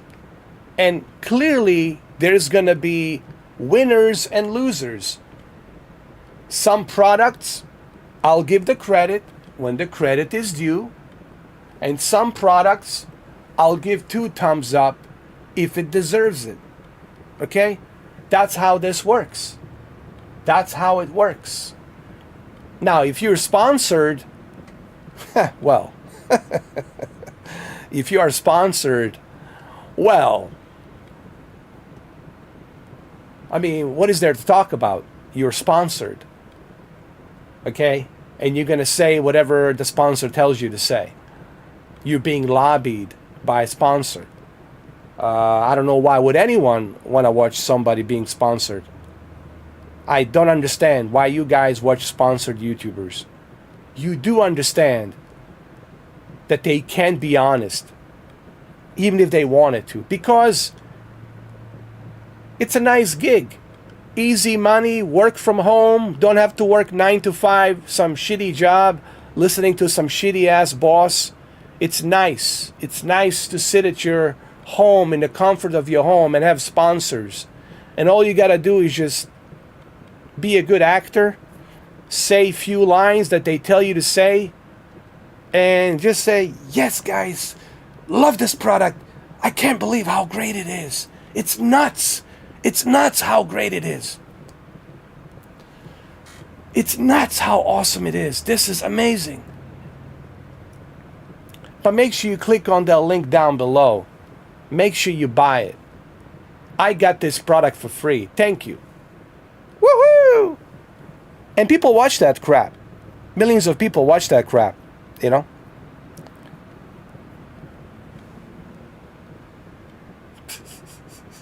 So, the difference between me and obviously heavily sponsored YouTubers is with my own cash, I try things out. GeForce Now, I paid my own cash.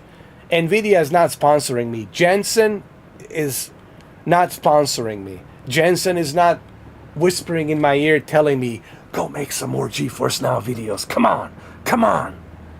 No. I'm paying $20 a month out of my own whatever savings I have left because I have no job.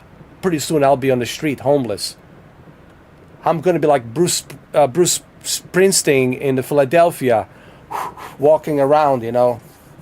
Streets of Philadelphia song, you know. Walking around in the South Philly, you know. You know, I remember that song. Anyway. I'm paying out of my own cash to try these things. Same thing with the Quest 3, Quest 2, PlayStation VR 2. Sony is not sponsoring me.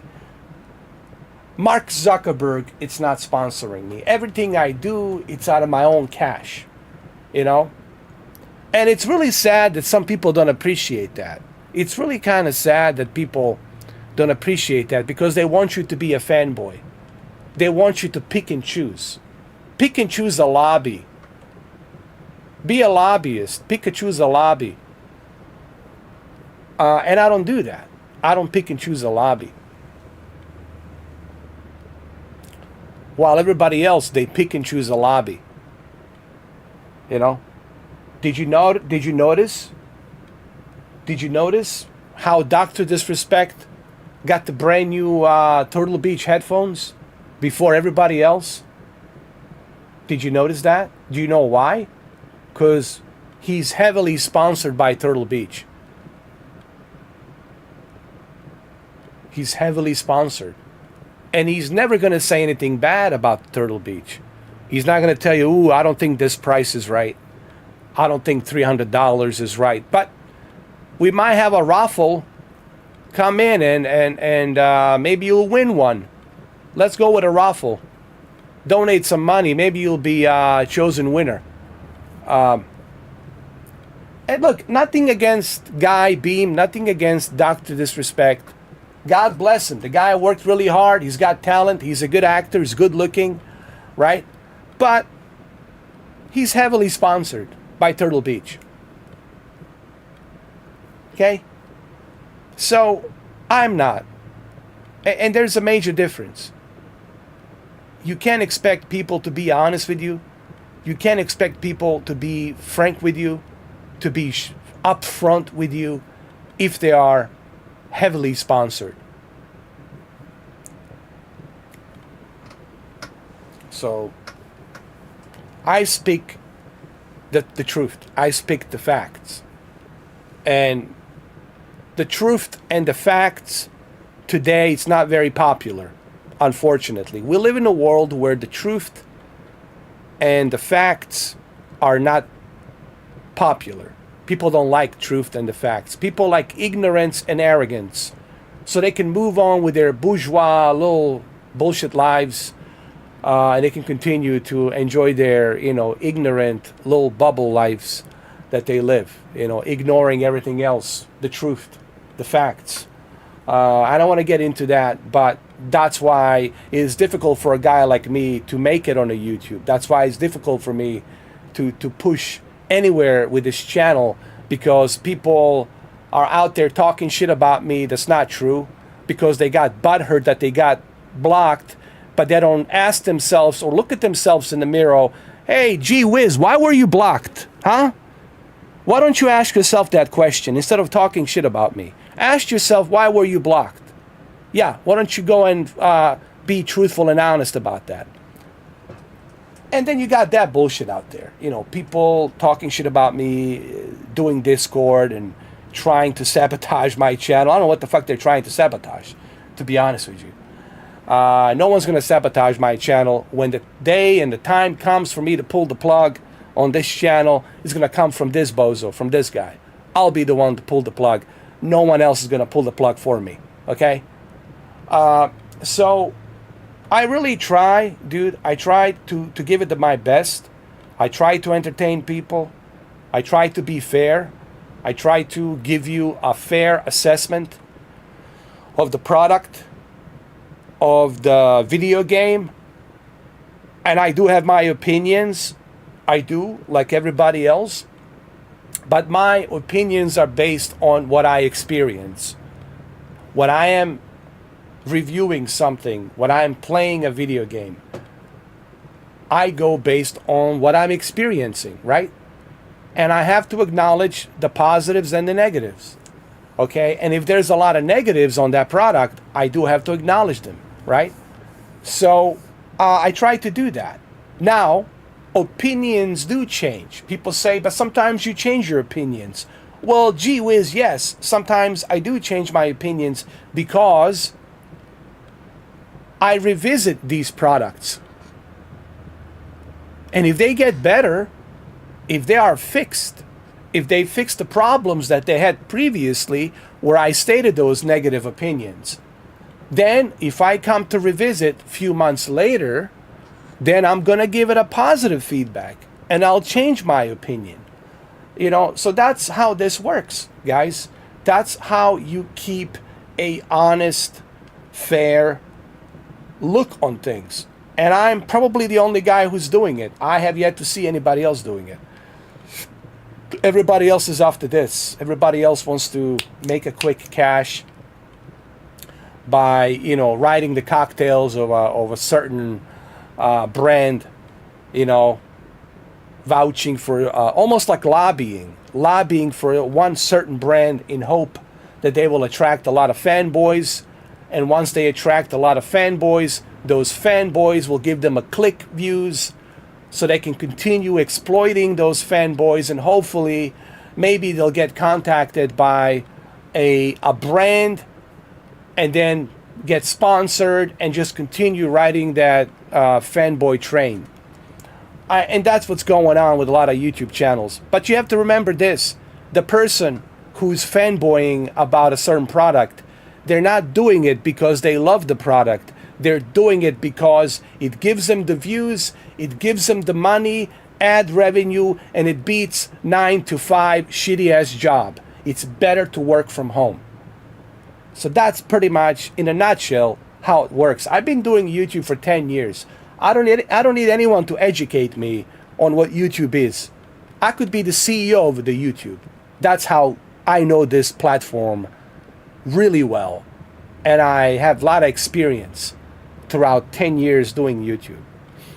But the problem is, YouTube doesn't want to hear it. They shadow ban me. They don't want to put me on that algorithm because YouTube doesn't want to hear the truth. They don't want to hear the facts. And there's good amount of people out there also who don't want to hear the truth and they don't want to hear the facts. They would just rather be ignorant and arrogant and enjoy the bullshit, that's being spit out every day.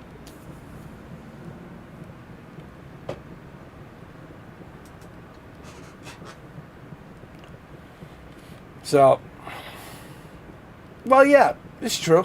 People are people, but I'm just stating the obvious,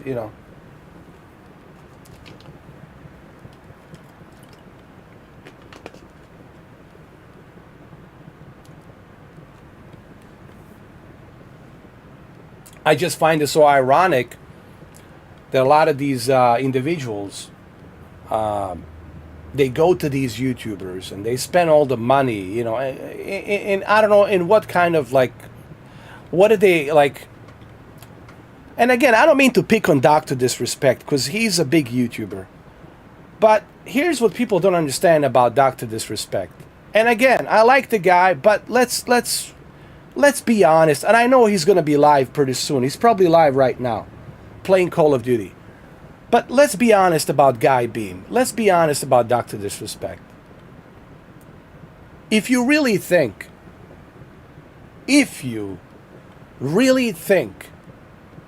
that he cares about your donations, that he cares about you liking him and this and that, no. He probably wouldn't want to even meet you, even see you in person. The only thing that Dr. Disrespect cares about is, what's my publicity? What's my viewership? How many views did I get today? How much profit did I get today? Did I make my sponsors happy? That's what he cares about. Himself and his lifestyle. So I see all these people go in there, like right now, donating $500, $600, $50, $1,000, all this ridiculous amount of money on top of whatever he's making and on top of whatever he's getting from the sponsors like a Turtle Beach. And these people think that he cares, like he's going to remember them. Dude, he's got 25,000, 35,000 people watching. And if you think that he gives a shit about every single one of you paying and giving him the money, like he's going to remember you, like he's going to remember your name, that shows you just how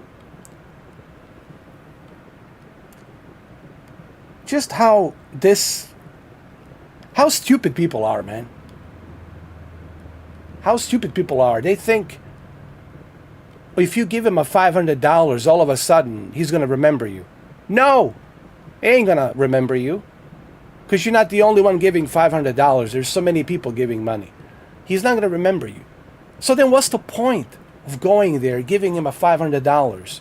For what? I just don't understand this mindset of worshiping that some people have, like that this generation has. Like this obsession and worship of one guy whom you don't fucking know, whom personally, if you met in real life, he would probably call his security, he would probably call the cops. Hey, there's somebody in front of my door. Get this guy out of here. He probably would call cops on you. He probably call security on you. He probably has security when he walks around. A bodyguard. Dude, I mean, like, this notion that people think that he gives a shit, or these other celebrities who are on YouTube give a shit about you, it's really just shows you how dumb majority of people are watching YouTube. You can be a fan of somebody.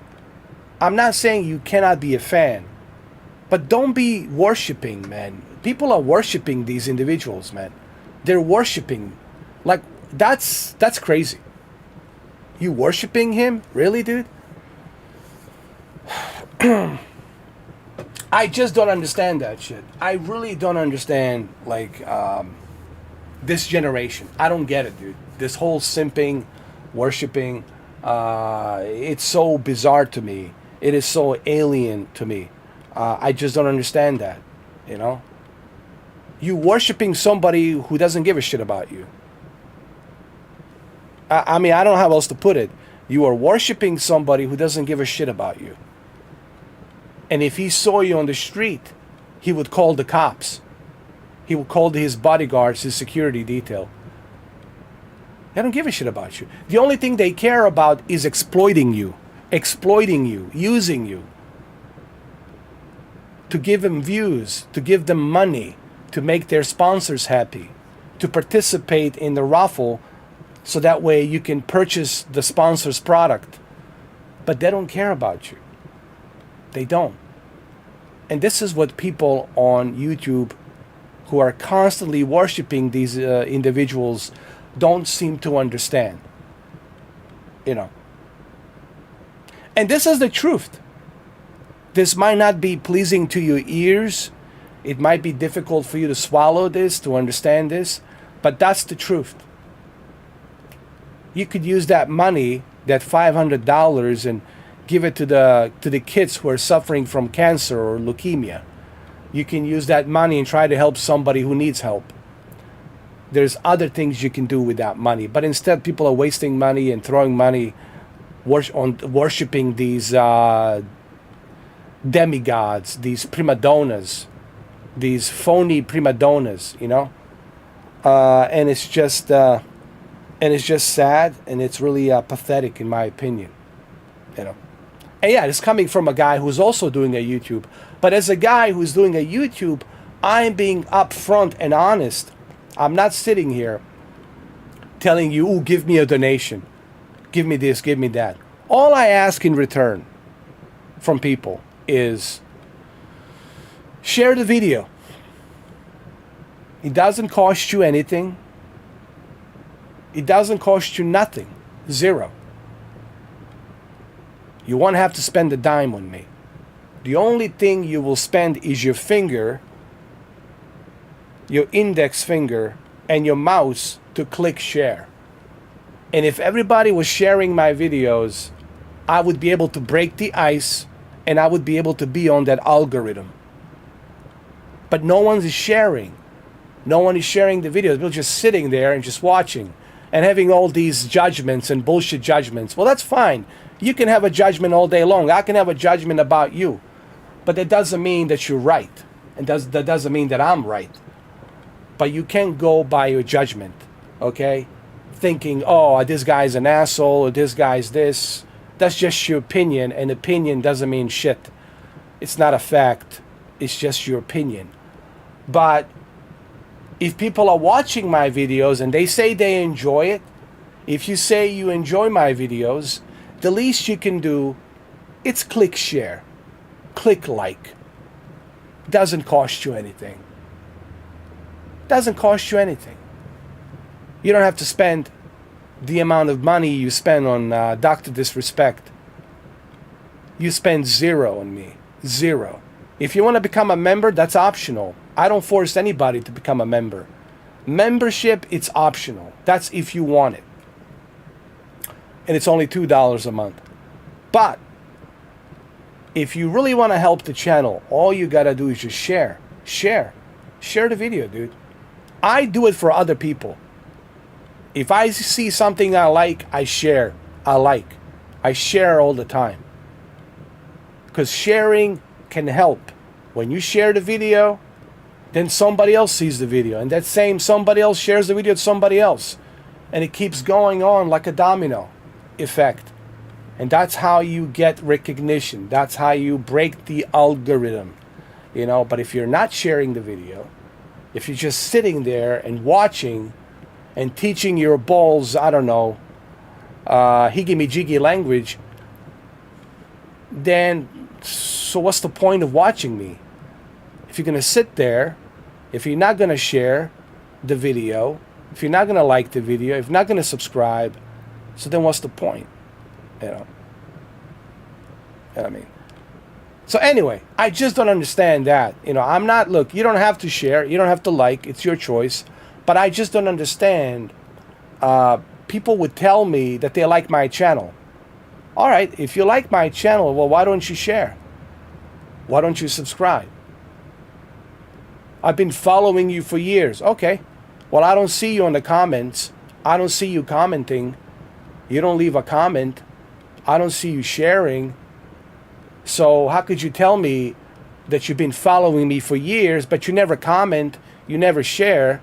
Come on, man. That's just such a phony, bogus statement to make. Because I can look at my analytics. I can look at my graph and my analytics. I can see from which region who's watching.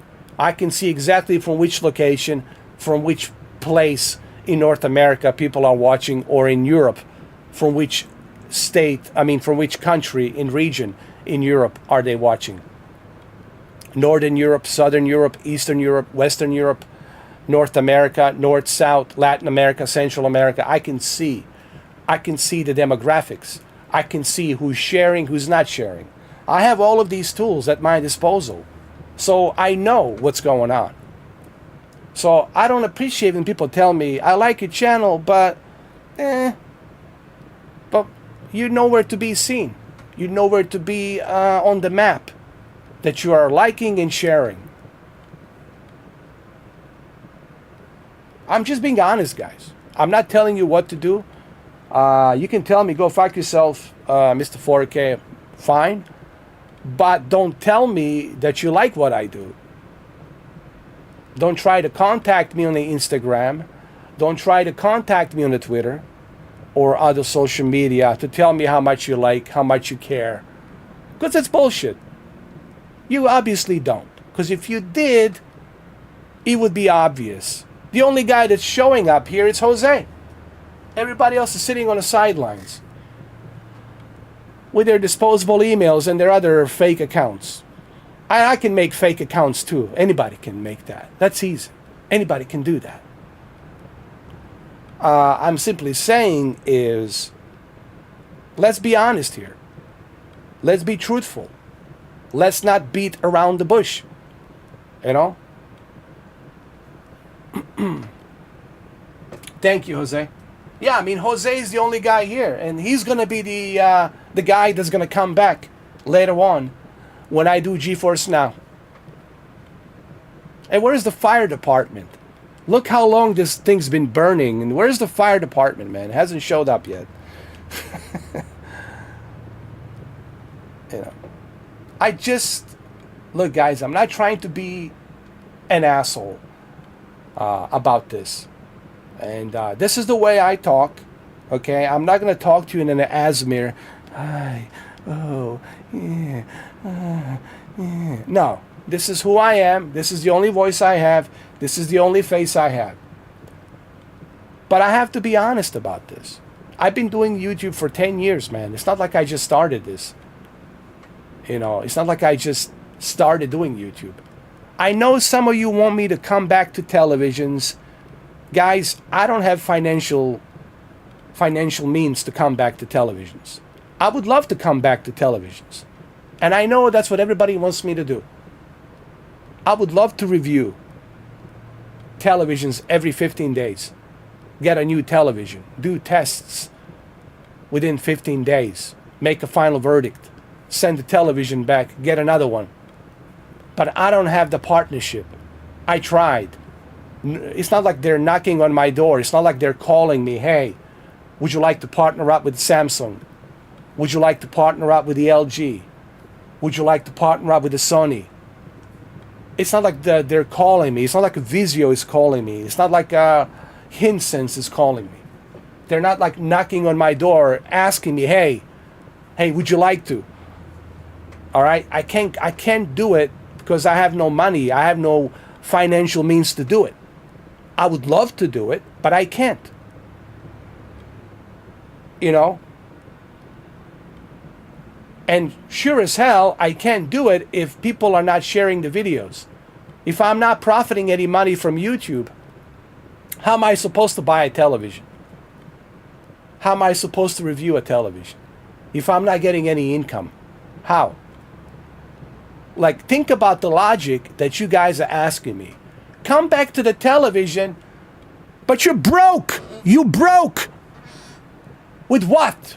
How am I going to buy the television? How am I going to buy a 77-inch Samsung OLED QLED? How am I going to spend $3,000? I don't have that kind of way of doing it, man.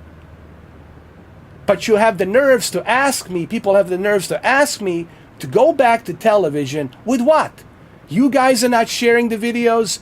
You're not giving any donations. You're not subscribing. How? And why should I? Think about that logic.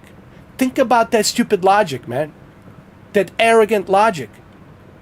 The nerves that some of these people have to ask me to come back. Clearly when they know what my situation is. Clearly when they know what my situation is.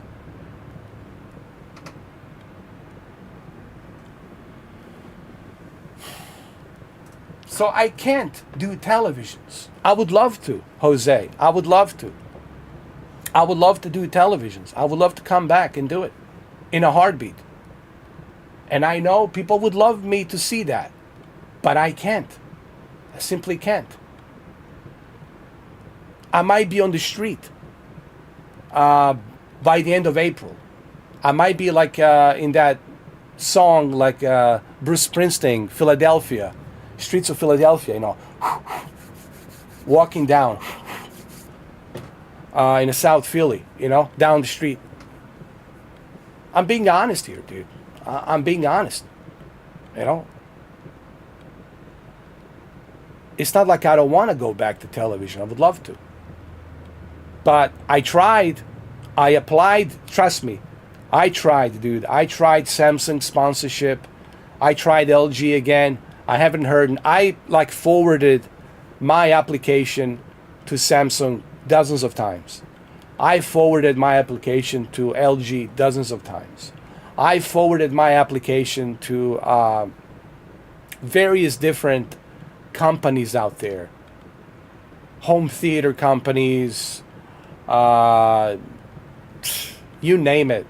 Even Magnolia, dude. I have forwarded to Magnolia as well, to see if they want to partner up with me where I can review the television every 15 days and return it and get another one, return it. I contacted Sony, nothing. I did, man. Vizio in California, I forwarded my application many times, nothing. So it's not like I wasn't trying, okay? But it's not like they're like calling me. It's not like they're knocking on my door and, hey, we have an offer. Would you like to sign the partnership with us where you can review our products, our televisions every 15 days. Let's sign an agreement. Let's sign the contract. Here we go. We'll send you a television every 15 days and then you can review it and make a final verdict. Send it back. We'll send you another television. Send you another model. I can't do what Digital Trends does.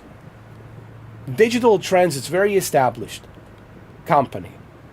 And Digital Trends will easily attract a lot of manufacturers. They're not going to attract me, a small time, a nobody. they're not going to attract me. Especially with all the drama that I've been going through. All this drama and baggage being attached to me. You know? They don't like that. They don't want to be associated with that. There's too much drama, too much baggage, and they don't want to be associated with that. And I don't blame them, you know? So I cannot go back to television. All I can do is live streams at the moment. Or if somebody sponsors me. Maybe Turtle Beach will sponsor me. Why I hope, right? Maybe Nvidia will, maybe Jensen will have a change of heart, sponsor me, and say, hey, all right, Mr. 4K, I know that you know, been playing a lot of GeForce Now, and I appreciate that.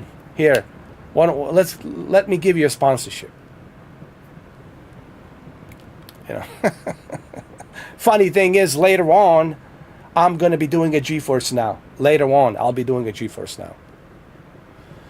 But YouTube doesn't like the way I am.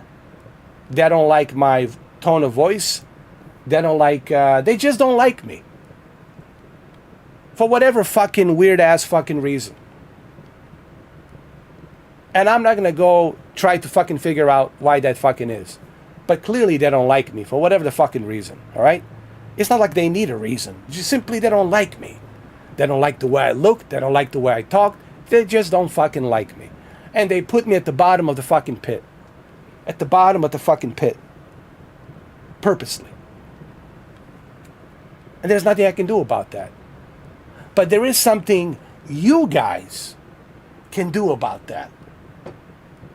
You guys can help out by sharing the videos.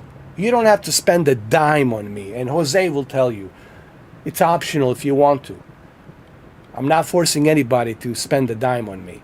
All you gotta do is share the video, man. Share it, put it out there, put it on the Reddit, put it on whatever, higgy jiggy, so many social media, so many websites. Put it everywhere.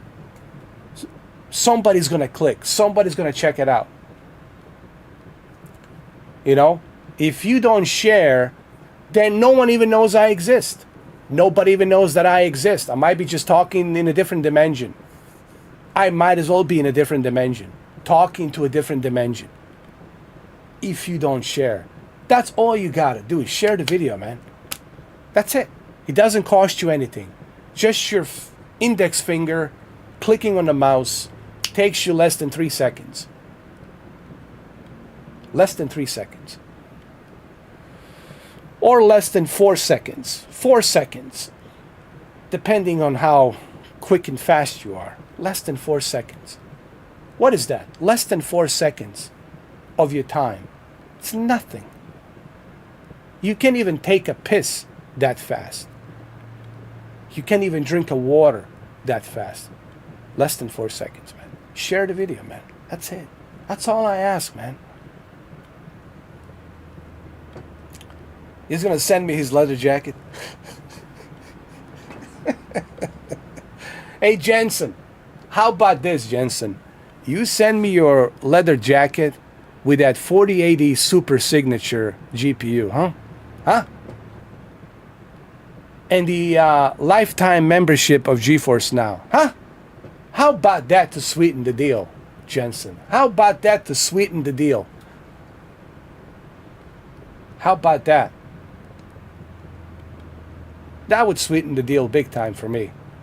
You send me a jacket, you send me your 4080 Super Signature signed by you, GPU. And then a lifetime membership of GeForce Now Ultimate. How about that, man? How about that? That'd be great.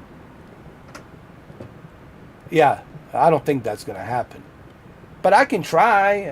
I mean, I'll keep pushing GeForce Now, see what happens. Maybe finally Jensen, one of these days, will be sitting on a toilet and he's going to pull out his phone and he's going to start searching hashtag GeForce Now to see what's new.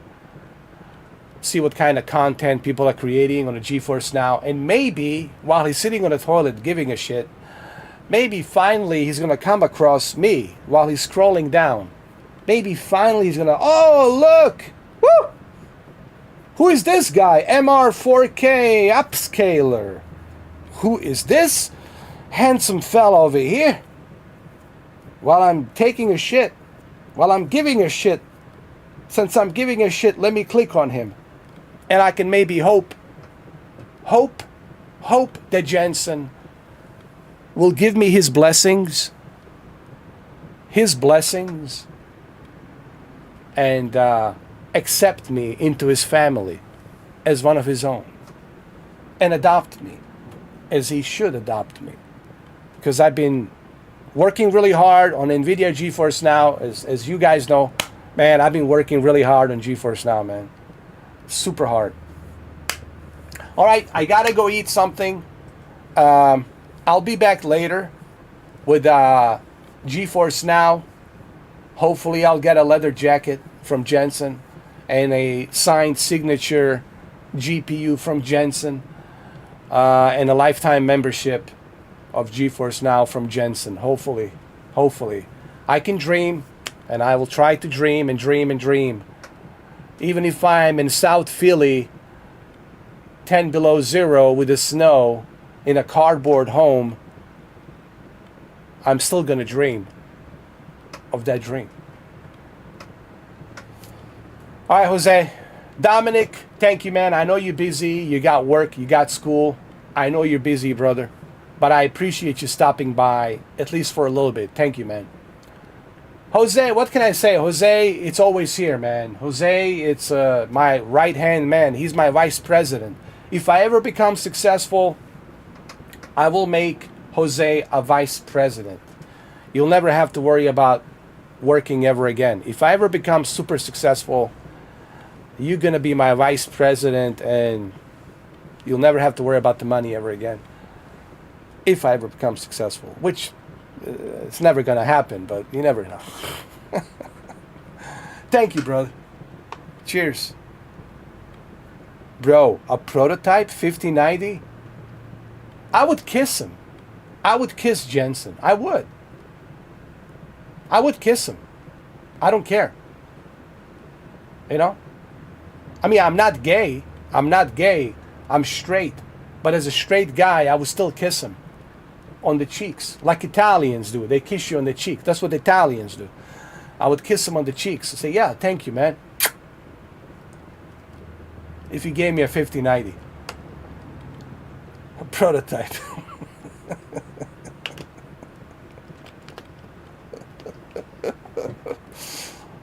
Thank you. Always a good time. Of course. I'll walk with you in Philly. Gotta keep your hands warm. Thanks, man. Cheers. Just get me that Burger King, quarter-pounder Burger King. Get me some beer. Get me that Corona beer. Man, that Corona beer is gonna warm me up, man. Woo! Be all good. All right, Jose, I'll be back in about a couple of hours. Around 4 o'clock, 4:30. After I finish my meal, and we're gonna jump into Jensen's GeForce Now extravaganza, in hope that Jensen will accept me as one of his own.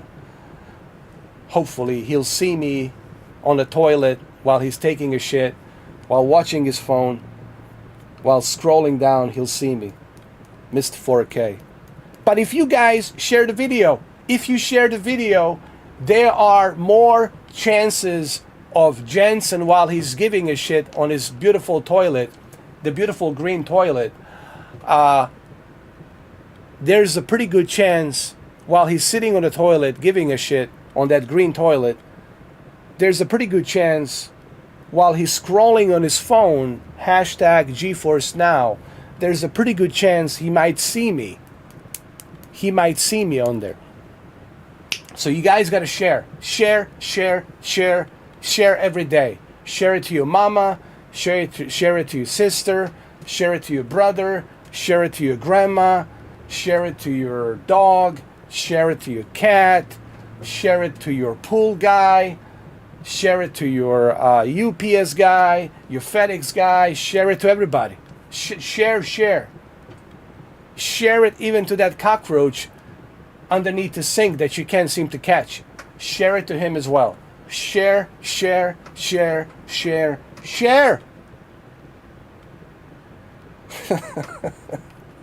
All right, brother.